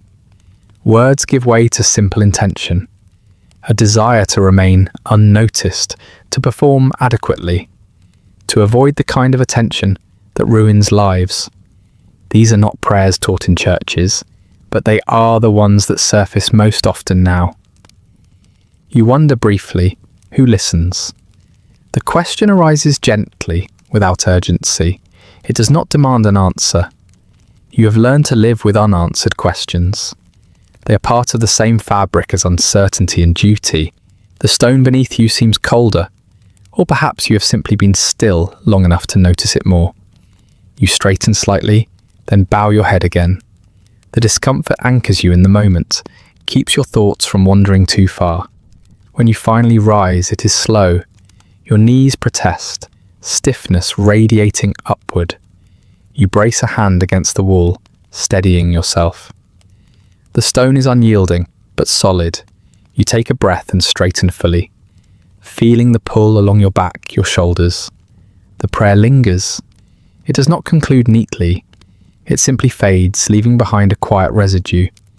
You do not feel reassured. You do not feel transformed. What you feel is steadier, calmer, as if the act itself has smoothed something rough inside you. You return to the table. The candle has burned lower, its flame smaller now. You watch it for a moment, then pinch it out. Darkness settles immediately, thick and complete.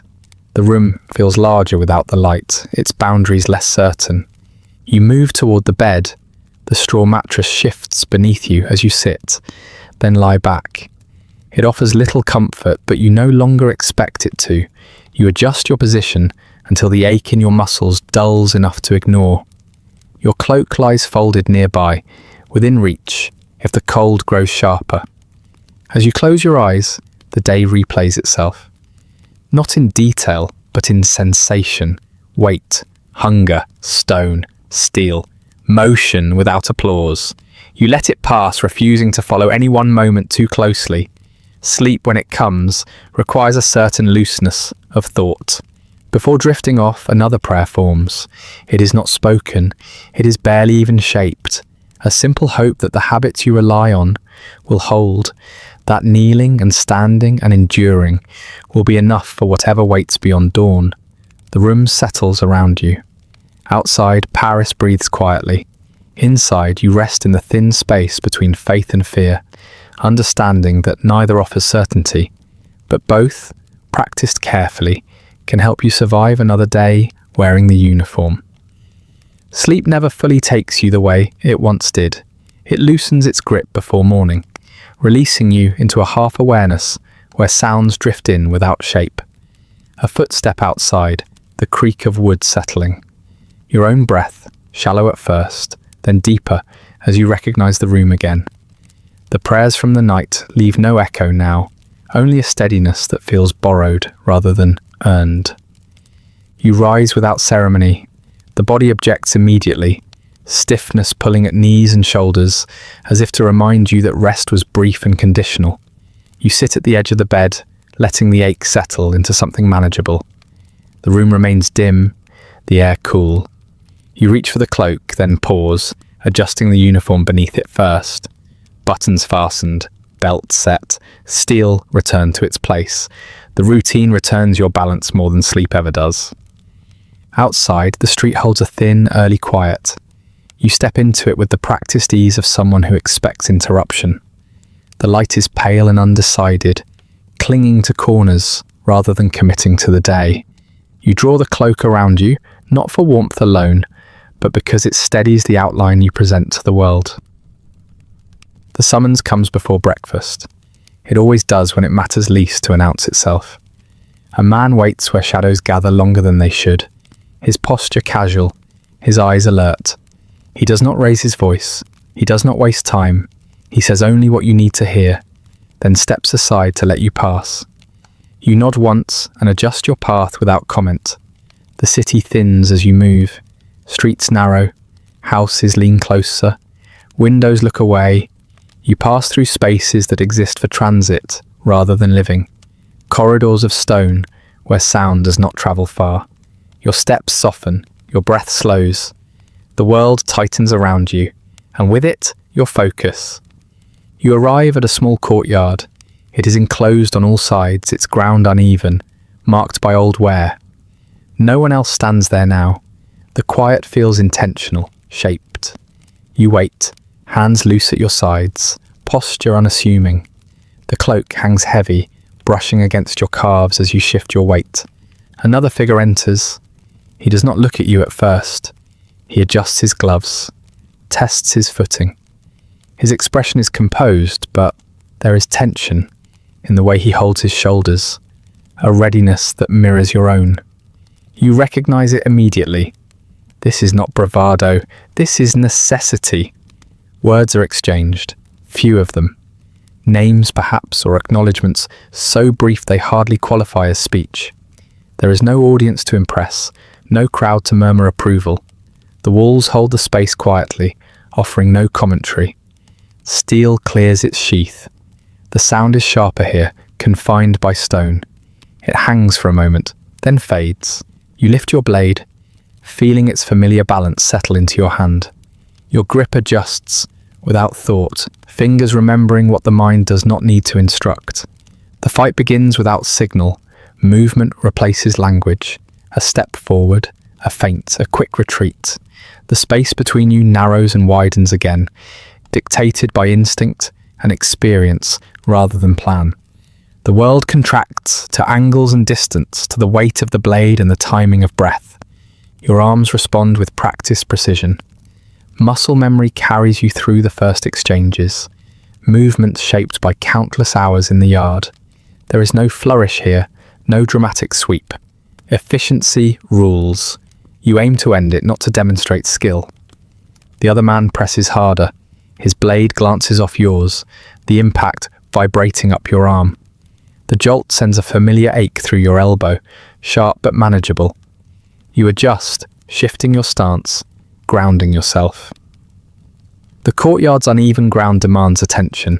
A misstep here would cost more than pride. Breathing grows louder, yours, his. The sound fills the space, uneven and urgent. Sweat beads quickly, despite the cool air. It slips beneath your collar, trickling down your spine. You do not have time to notice it fully. There is no anger in this, no hatred, no thrill, only focus. The understanding that this must end, and that one of you will carry the marks longer than the other. The blade moves again, faster this time. You parry, redirect, feel the strain in your shoulder as you counter. Pain arrives suddenly. A sharp line across your forearm where steel kisses skin. It burns briefly, then fades to a throb as adrenaline takes over. You note it without reacting, adjusting your guard slightly to compensate. Blood darkens the fabric almost immediately, the colour muted in the low light. The fight shifts. The other man hesitates for half a second too long. You take the opening without thought, stepping in, forcing him back. Your blade meets resistance, then gives way. The impact travels through you, grounding and unsettling all at once. He stumbles, not far, just enough. The moment stretches thin, then snaps back into motion. He lowers his weapon, breathing hard. You do the same. The fight ends as quietly as it began. There is no declaration, no victor announced, just two men standing a few paces apart, chests rising and falling. The courtyard remains indifferent. The walls do not remember what happened here, not for long. You lower your blade. The weight feels heavier now, your arm trembling faintly as the tension releases. You sheathe it carefully, aware of the blood still seeping into your sleeve. The other man does the same, movements stiff and cautious. A nod passes between you. It is not respectful. It is not hostile. It is simply acknowledgement. You turn away without waiting, cloak shifting as you move. He leaves in the opposite direction, his steps uneven for a moment before settling. The street receives you again. Sound returns gradually. A distant cart, a voice, raised briefly, then lowered.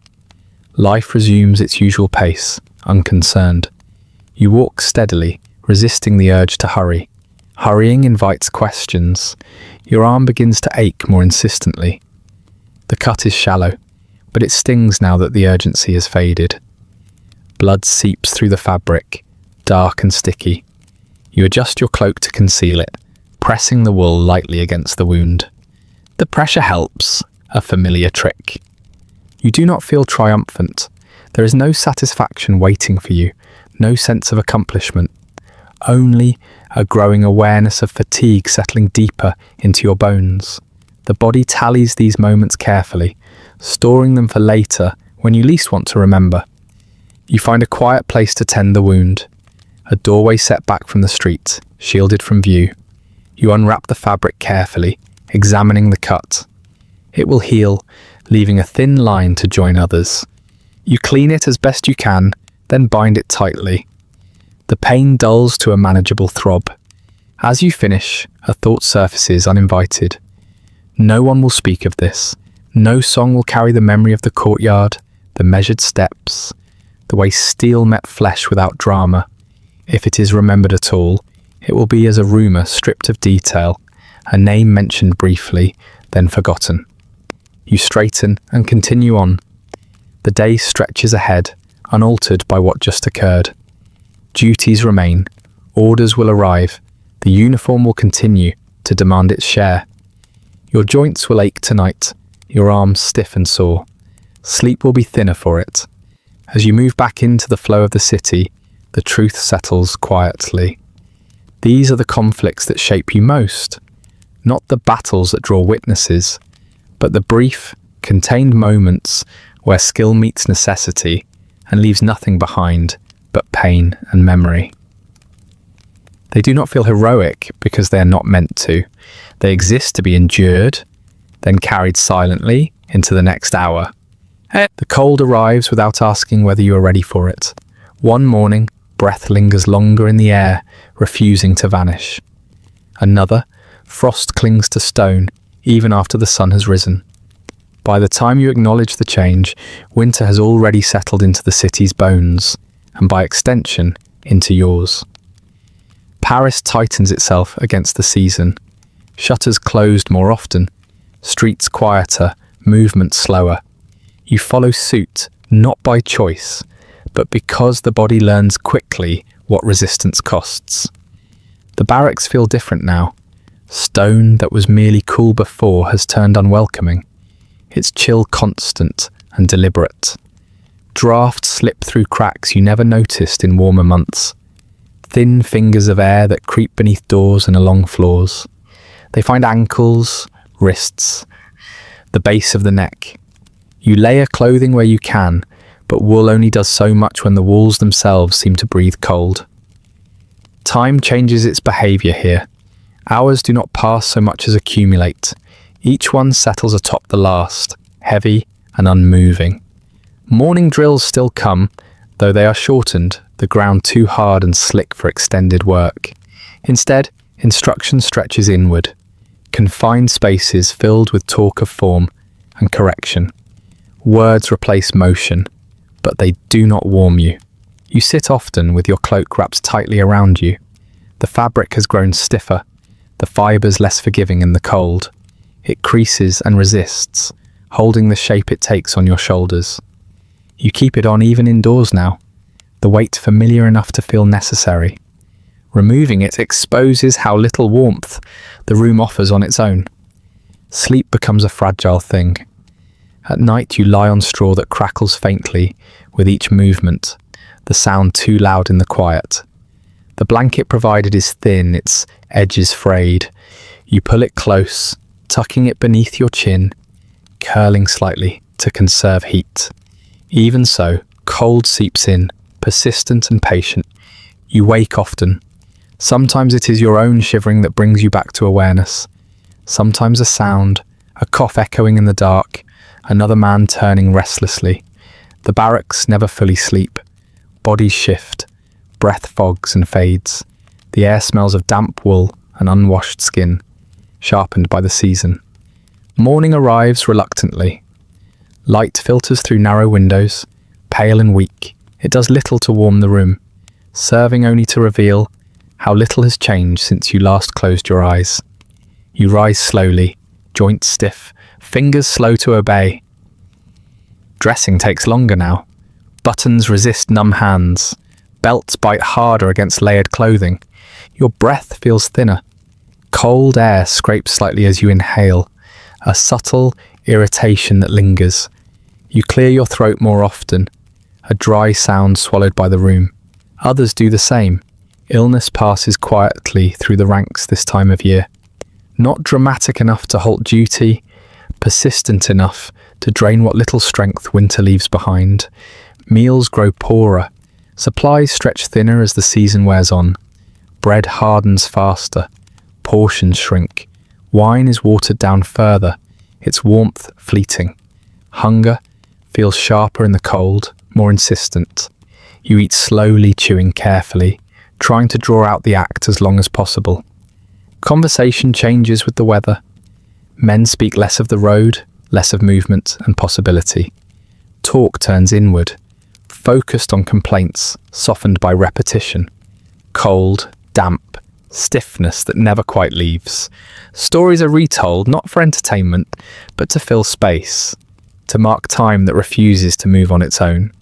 You find yourself counting small things, the number of steps between your bed and the door, the cracks in the wall above where you sit, the way the light shifts across the floor at a certain hour. These markers become anchors, reminders that time is still passing, even if it feels suspended. Your body never fully warms, even after movement, even near the hearth. Cold lingers beneath the skin. It settles into joints, making them ache with a dull persistence. The injury on your arm, long since closed, complains again, sensitive to the change. Old marks announce themselves too, each one a quiet reminder that the body remembers everything. Rest offers little relief. You sit when you can, but sitting too long invites stiffness. You stand to ease it, but standing invites fatigue. The balance is delicate and constantly shifting. You learn to live in the in-between, never quite comfortable, never fully at ease. The days blur together. One resembles the next, so closely that distinctions fade. You mark them by meals, by the sound of a bell, by the arrival of night. Duties continue, adjusted for the season, but no less demanding. You are sent on errands shorter now, closer to the city, yet no less draining. Outside, snow falls occasionally. It gathers briefly on rooftops and ledges, whitening the city, then melts into grey slush that coats the streets. Boots grow wet, then freeze. You feel it seeping through leather, numbing toes. There is no avoiding it. You endure, stamping feet when you can, waiting for feeling to return. Inside, the barracks smell changes. Moisture hangs heavier in the air, trapped by closed doors and bodies pressed closer together. Mould creeps into corners, faint but unmistakable. You breathe it in without comment. Complaints are useless. Everyone smells the same thing. Time slows further. Afternoons stretch thin, their light fading early. The hours between dusk and sleep feel longest of all. You sit wrapped in your cloak, hands tucked beneath your arms, listening to the fire crackle weakly. Its warmth reaches only those closest, and even then, only briefly. You think more during winter. Movement once kept thoughts at bay. Now, with less to distract you, they surface more often. You think of roads not travelled, of letters carried, of moments that ended without witness. You think of how long this season will last, and how little you can do to shorten it. Faith feels different now. Prayers are quieter, less shaped by hope than habit. You murmur them more for routine than belief, words spoken to fill the silence, rather than change it. Even so, you continue. Stopping would feel like surrender, and surrender is not permitted. Your breath clouds in the air as you kneel. The stone beneath you is colder than ever, biting through fabric. You endure it, rising stiffly afterward, carrying the ache with you. The body adapts again, always adapting, never quite thriving. Sleep remains shallow. Dreams, when they come, are disjointed. You wake unsure where you are, disoriented by darkness and cold.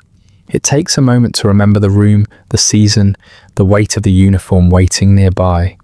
You breathe until recognition settles. Winter teaches patience in a way nothing else does. Not the patient kind praised in sermons, but the grinding patience of endurance. The kind that wears down sharp edges, leaving something blunter behind.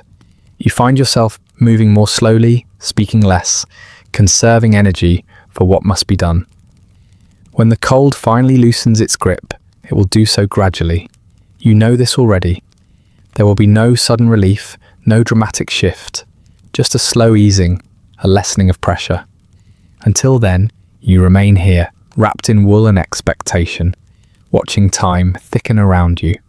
And in these cold months, as days blur and rest never fully restores you, regret grows quietly, not from danger or hardship alone, but from the realization that much of your life is spent waiting for seasons to pass, learning that even when nothing seems to happen, the uniform still takes its share, one slow frozen hour at a time. The cold loosens its grip slowly, not as mercy, but as fatigue. Stone no longer bites quite as sharply through your boots, and breath no longer clouds as thickly in the air. Winter does not announce its retreat. It simply steps back a little each day, leaving behind dampness and a lingering ache in your joints. The city responds in small ways. Shutters open longer, doors remain ajar. Paris exhales. Cautious but hopeful, you find yourself outside more often now, not sent far, not sent boldly, just placed where presence matters more than action. Corners, doorways, the edges of squares where light thins early. You stand or lean, partially obscured, watching life resume its careful rhythm. The streets feel different when you are not moving through them with purpose. Without a destination pulling you forward, you begin to notice how the city breathes, how it swells and contracts throughout the day. Morning begins with urgency, footsteps quick and voices clipped. Midday hums steadily. Evening softens everything, stretching time into something slower, more forgiving. You watch it all without joining.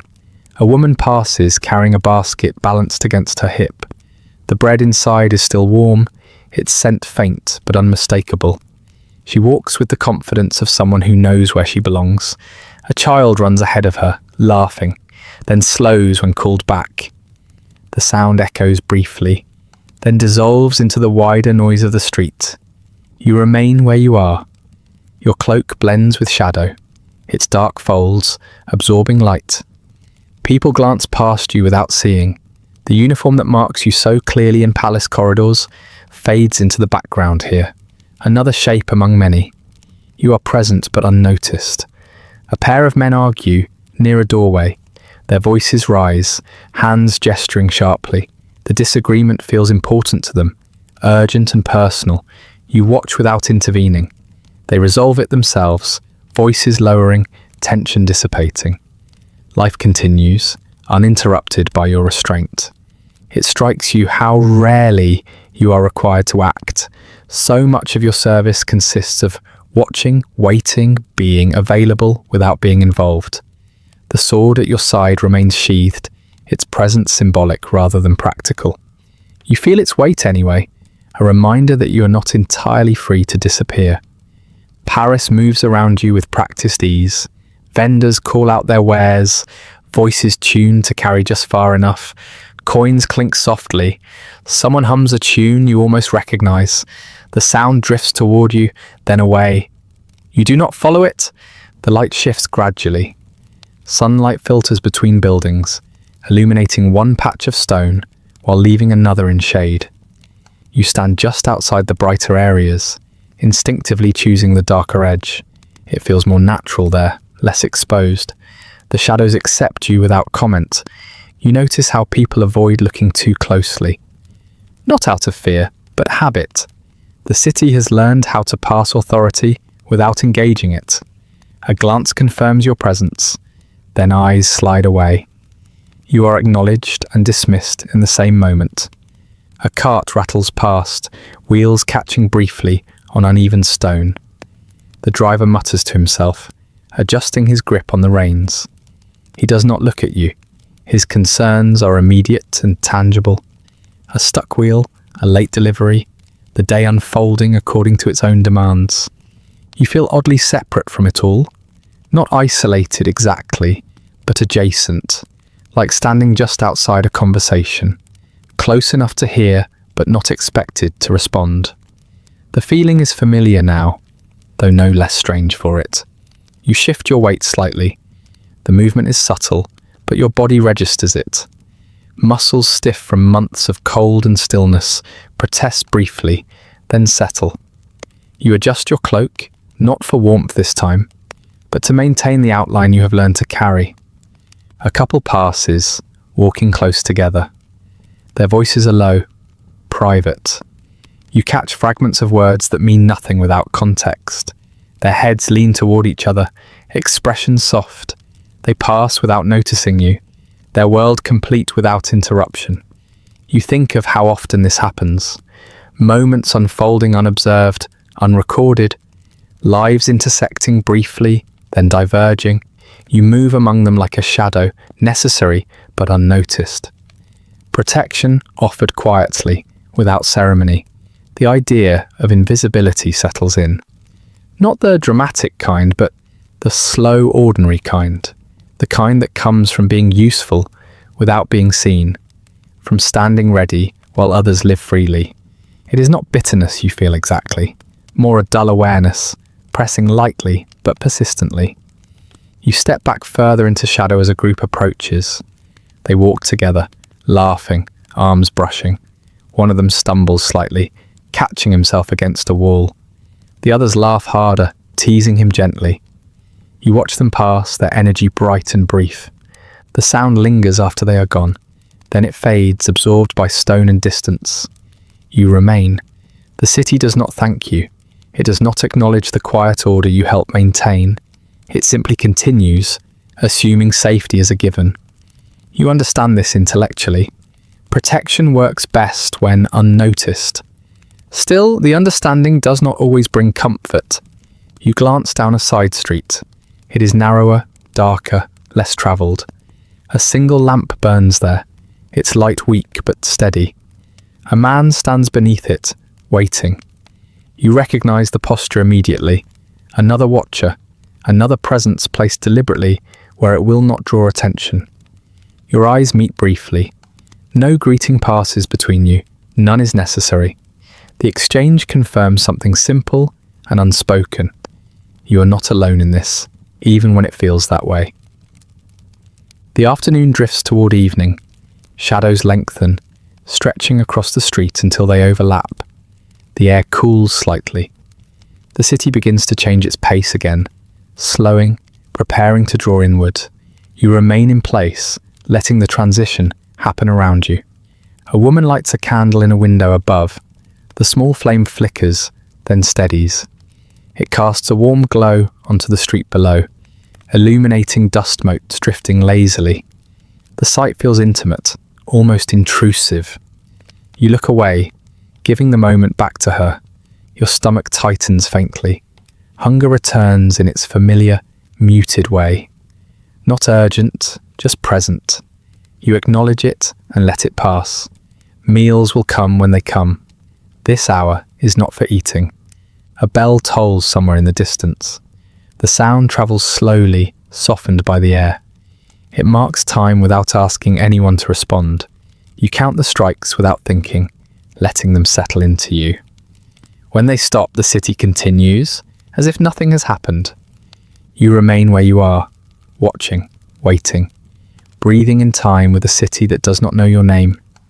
As darkness deepens, lanterns bloom one by one, their light pooling on the street.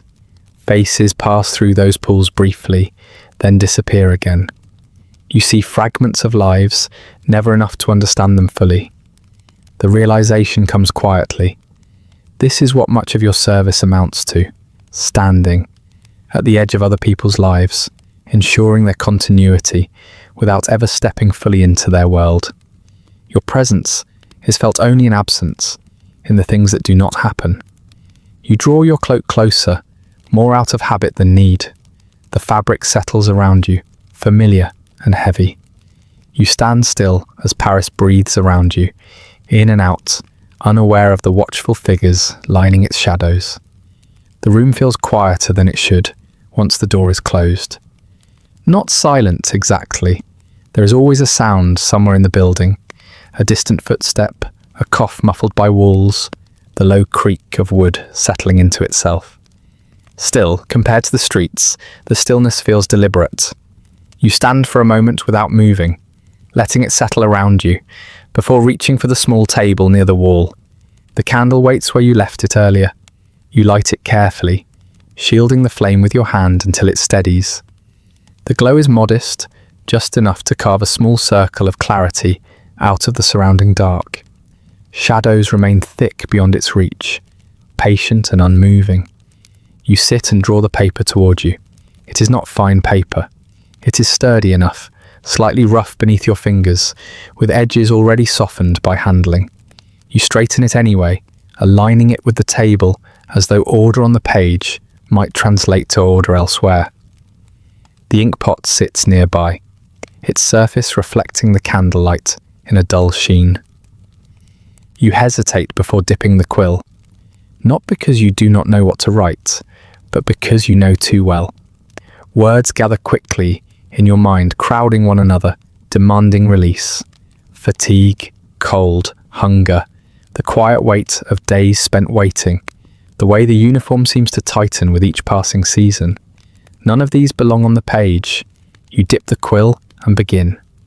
The first lines come easily, formal, polite. You ask after health. You mention the weather in general terms, careful not to linger on discomfort.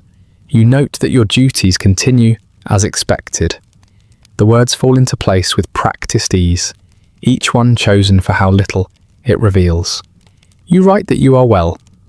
The statement sits there, neat and untroubled. You read it once, then move on. It is not a lie exactly. It is an adjustment, a smoothing of edges. Health, you have learned, is a relative thing. Your hand moves steadily. The quill scratches softly against the paper, a sound that feels louder in the quiet room. Ink pools briefly at the end of each stroke before soaking in.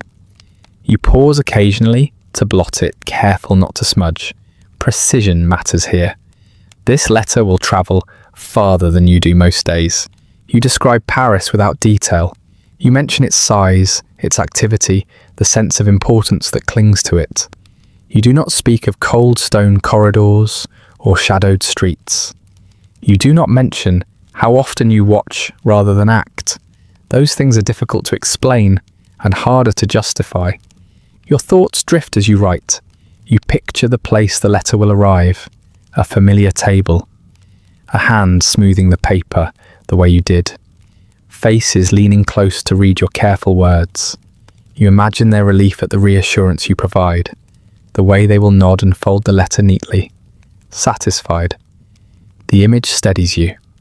It is easier to write when you focus on the effect rather than the truth. You choose phrases that comfort without promising. You avoid anything that might invite worry. You have learned how quickly concern travels, how little it can accomplish once it arrives. You mention the work only briefly. You say it is demanding but honourable, that it keeps you occupied. The words feel thin, but they serve their purpose. You do not elaborate. Elaboration invites questions, and questions demand answers you are not prepared to give. The quill pauses. Your hand aches slightly, fingers stiff from cold and use. You flex them gently, then continue.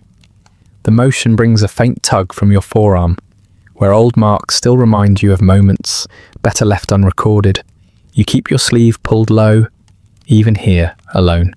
You write about small things, about the city's markets, about a church bell you hear often, about the way the light looks at a certain hour, catching on stone.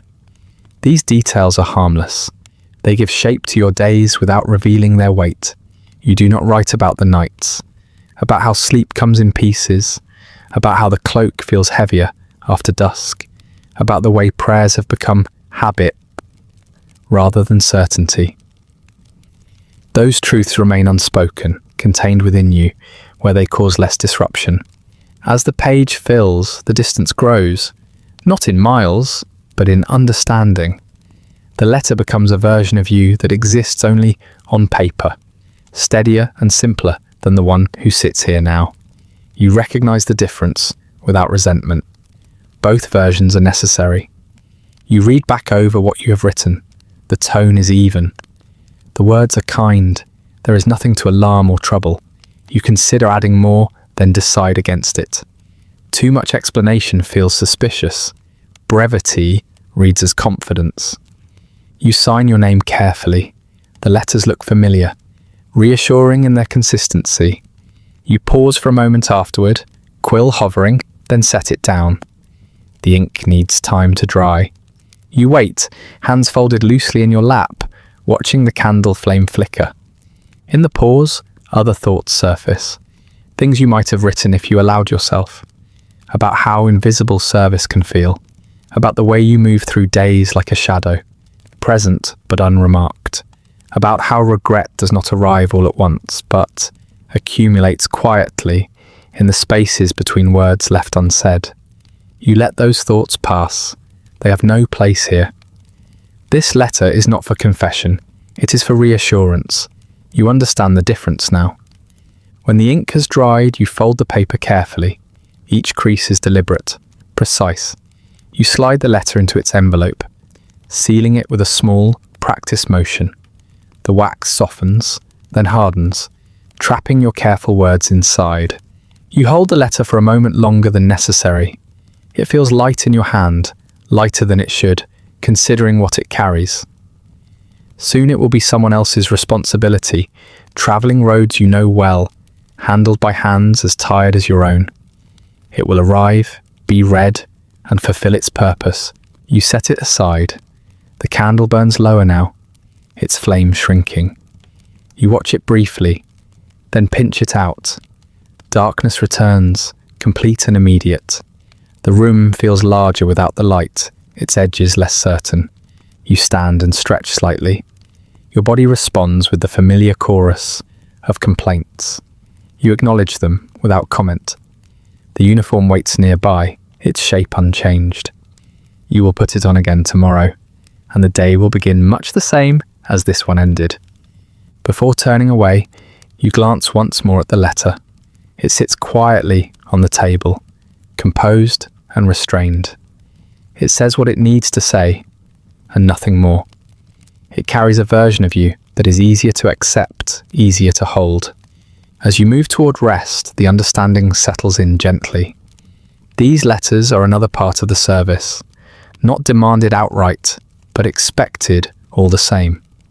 They smooth the distance between who you are and who others believe you to be. They protect those at home from truths that would offer them nothing but worry. And in choosing your words so carefully, in sanding down the rough edges of your days until they fit neatly on a page, you feel another reason for regret take shape. Not because you write too little, but because over time you begin to wonder whether the quieter version of yourself, preserved in ink and folded into envelopes, is the one that will outlast the man who learned, slowly and thoroughly, how much of his life must remain unsaid. The city sounds different when you move through it without purpose, not sent, not summoned, just passing from one place to another, the way most people do, without a destination heavy enough to bend the day around it. Your cloak is drawn close, but not tight. The uniform remains beneath it, unseen but present, shaping the way you stand, the way you look ahead rather than around. Paris is awake in a gentler way now. Markets hum softly, footsteps overlap without urgency. The air carries a mix of smells that no longer compete for attention. Bread cooling on racks, wet stone warming slowly, smoke lifting lazily from chimneys. You walk among it all, neither hurried nor fully at ease. A tavern door stands open as you pass. Not the dim refuge of exhaustion you know too well, but a brighter place, early in the day, where voices carry freely. Laughter spills out, unrestrained and confident. You slow slightly, not out of intention, but because something familiar catches your ear. A name is spoken, not yours, but one like it, a musketeer. The word lands lightly in the conversation, wrapped in admiration. You glance toward the doorway without turning your head, letting the sound reach you without drawing attention. Inside, a group sits around a table. Their clothes are clean, their posture relaxed. Cups are raised. A man gestures broadly as he speaks, his voice animated. He tells a story, with practiced enthusiasm, shaping it as he goes. The others lean in, eager. You hear steel mentioned, a duel perhaps, a brave stand, a figure laughing in the face of danger. The details blur together, familiar in their exaggeration. The musketeer of the story moves easily through conflict, untouched by fatigue, unburdened by consequence. You continue walking. The sound follows you for a few steps, then fades. Still it lingers in your thoughts, the way such stories always do. They're hard to escape. They drift through the city like smoke, settling wherever there is room for imagination. Further along, you pass a bookseller's stall. Pamphlets are laid out carefully, their titles bold and confident. You recognize some of the words at a glance. Adventure, honor, brotherhood. The illustrations show men in fine hats and clean boots, blades raised in dramatic poses. Faces are youthful, expressions untroubled. You pause just long enough to look. The seller does not notice you. He calls out to someone else, praising the excitement within the pages. You imagine the scenes described there, the rhythm of them. Swift action, clear motives, neat endings. Your own days feel heavier by comparison. They are not shaped for storytelling. They resist clean arcs and satisfying conclusions. They unfold in repetition, in waiting, in small decisions that leave no mark. The contrast settles into you without anger, just a quiet recognition. You move on. At a corner, two men speak in low voices. One gestures toward the street, describing something he has seen. A musketeer passing at speed, a flash of blue, a sense of importance. The other nods appreciatively, offering a remark about bravery, about service to crown and country. You stand close enough to hear, far enough to remain unseen. They do not look at you. They are speaking of an idea, not a person. The musketeer, in their conversation, is a symbol, a convenient shape to hold admiration. He does not ache, he does not wait, he does not write careful letters or kneel on cold stone. You step away quietly. The street opens ahead, leading into a wider square where people gather in loose groups. Children play near a fountain, their laughter sharp and bright. A musician tunes his instrument, testing strings one by one. The sound wavers, then steadies. You find a place at the edge. From here, you can see without being seen. The habit has grown comfortable. You watch as a small crowd forms around the musician. Someone tosses a coin. Another joins in, clapping softly to the rhythm that emerges. The tune is lively. It carries a sense of ease, of movement without consequence. You listen for a moment, letting it wash over you. In the song, there is mention again of swords, of daring acts, of men who stride through danger and emerge unchanged. The crowd smiles. They tap their feet. They enjoy the image offered to them. No one questions it. Why would they? It gives shape to something distant and reassuring. The idea that there are men whose lives are defined by bravery rather than endurance. You shift your weight slightly. The movement brings a familiar twinge from your shoulder. The body's quiet reminders cut through the music, grounding you in the present. You adjust your cloak and remain where you are, listening until the song ends. Applause follows.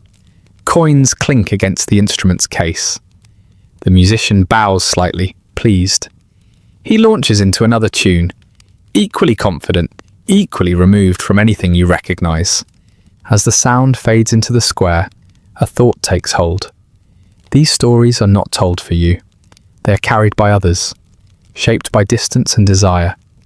They do not require accuracy. They require only that the idea remains intact. You think of the men you know, of how few would recognize themselves in these tales, of how rarely laughter accompanies the days you share, of how often silence fills the space where heroism is supposed to live. You walk on. The city continues to offer small reminders.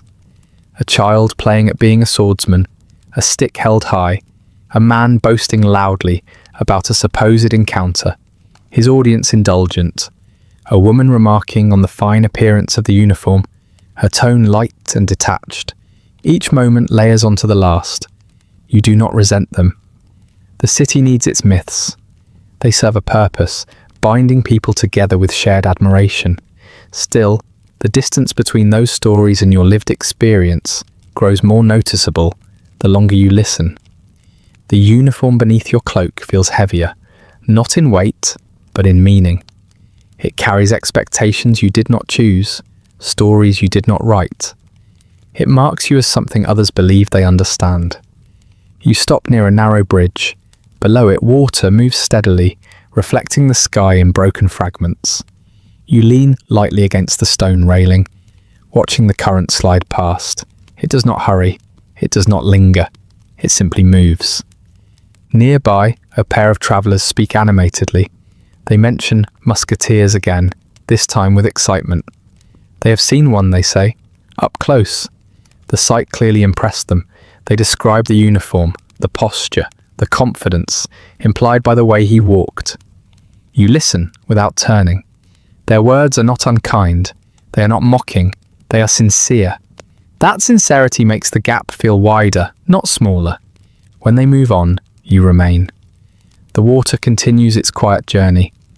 The city hums softly around you. You stand there, an unnoticed figure wearing the shape of someone else's story. The realization settles gently, without drama. The myth does not harm you directly. It does not demand that you live up to it. It simply exists, alongside you, carried by others, independent of your reality. You could protest it, explain yourself, correct the image. It would make no difference. You turn away from the bridge and continue walking. The day moves on, as it always does. Duties will resume, letters will be delivered, corridors will echo, cloaks will weigh. The myth will continue to travel freely, unburdened by fatigue or doubt. As you move through the crowd, unseen and unremarked, another truth takes shape. Regret does not come from being misunderstood by strangers. It comes from recognizing how easily the world accepts a version of you that never existed, while the one who endures, who waits, who kneels and carries and watches, leaves no story worth repeating. And in that quiet understanding, you realize that the myth others carry for you is lighter than the life you live, and far easier to hold. Night returns without asking what the day has taken from you. It settles into the city gradually, dimming corners first, then swallowing streets whole. Paris softens again, the way it always does when the work of being seen grows tiring. Lamps flicker, doors close, voices lower. You move through it with the practiced ease of someone who knows how little the city notices once darkness takes hold. Your quarters wait, as they always have. The door yields with a familiar sound, wood shifting against wood. Inside, the air is still, holding the faint traces of earlier hours. Tallow, wool, stone that never quite warms. You close the door gently behind you, not out of courtesy, but habit. The world outside recedes, leaving only what fits within these walls. You stand for a moment without moving. The silence feels heavier now, shaped by everything the day carried with it. Your body registers the pause immediately. Muscles slacken just enough to remind you how tightly they were held before. The ache settles deeper, no longer masked by motion or attention.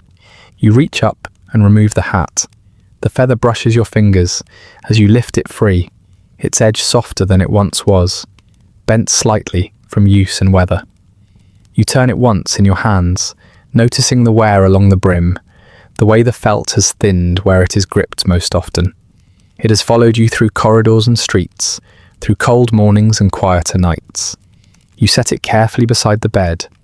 The motion is deliberate. You choose the same place you always do, within easy reach, aligned just so.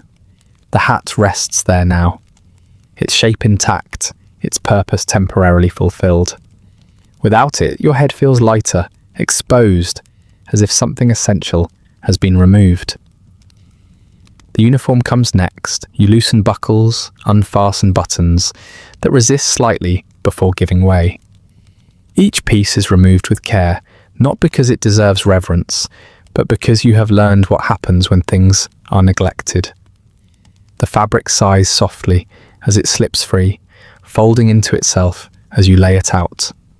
It retains the shape of your body even after you step away. Your sword is placed nearby, not far, never far. Its weight leaves your side reluctantly, as if it expects to be reclaimed at any moment. You set it down gently, ensuring it will not shift or fall. The metal catches what little light remains, then dulls again as you turn away. Without the uniform, the room feels larger, or perhaps you do. Your shoulders drop slightly, no longer held in the posture demanded by appearance. You breathe more deeply, allowing your lungs to fill without restraint. The sensation is unfamiliar enough to notice. You sit on the edge of the bed. The straw mattress yields beneath you, uneven and creaking softly. It is not inviting, but it is sufficient. Your hands rest loosely on your thighs, fingers tingling as circulation returns fully. The day's impressions linger in your body, layered and persistent. You glance toward the hat again. It sits quietly, its presence reduced to an object rather than a symbol. Tomorrow, it will return to your head, marking you once more as something others expect to recognize. Tonight, it rests as you intend to. You reach for the small basin nearby. The water inside is cool. You splash your face lightly, the sensation sharp enough to clear lingering haze. You wipe your hands, then your forearms, easing away the residue of the day. The cut beneath the bandage tugs faintly, a reminder that the body keeps its own record. You dry yourself slowly.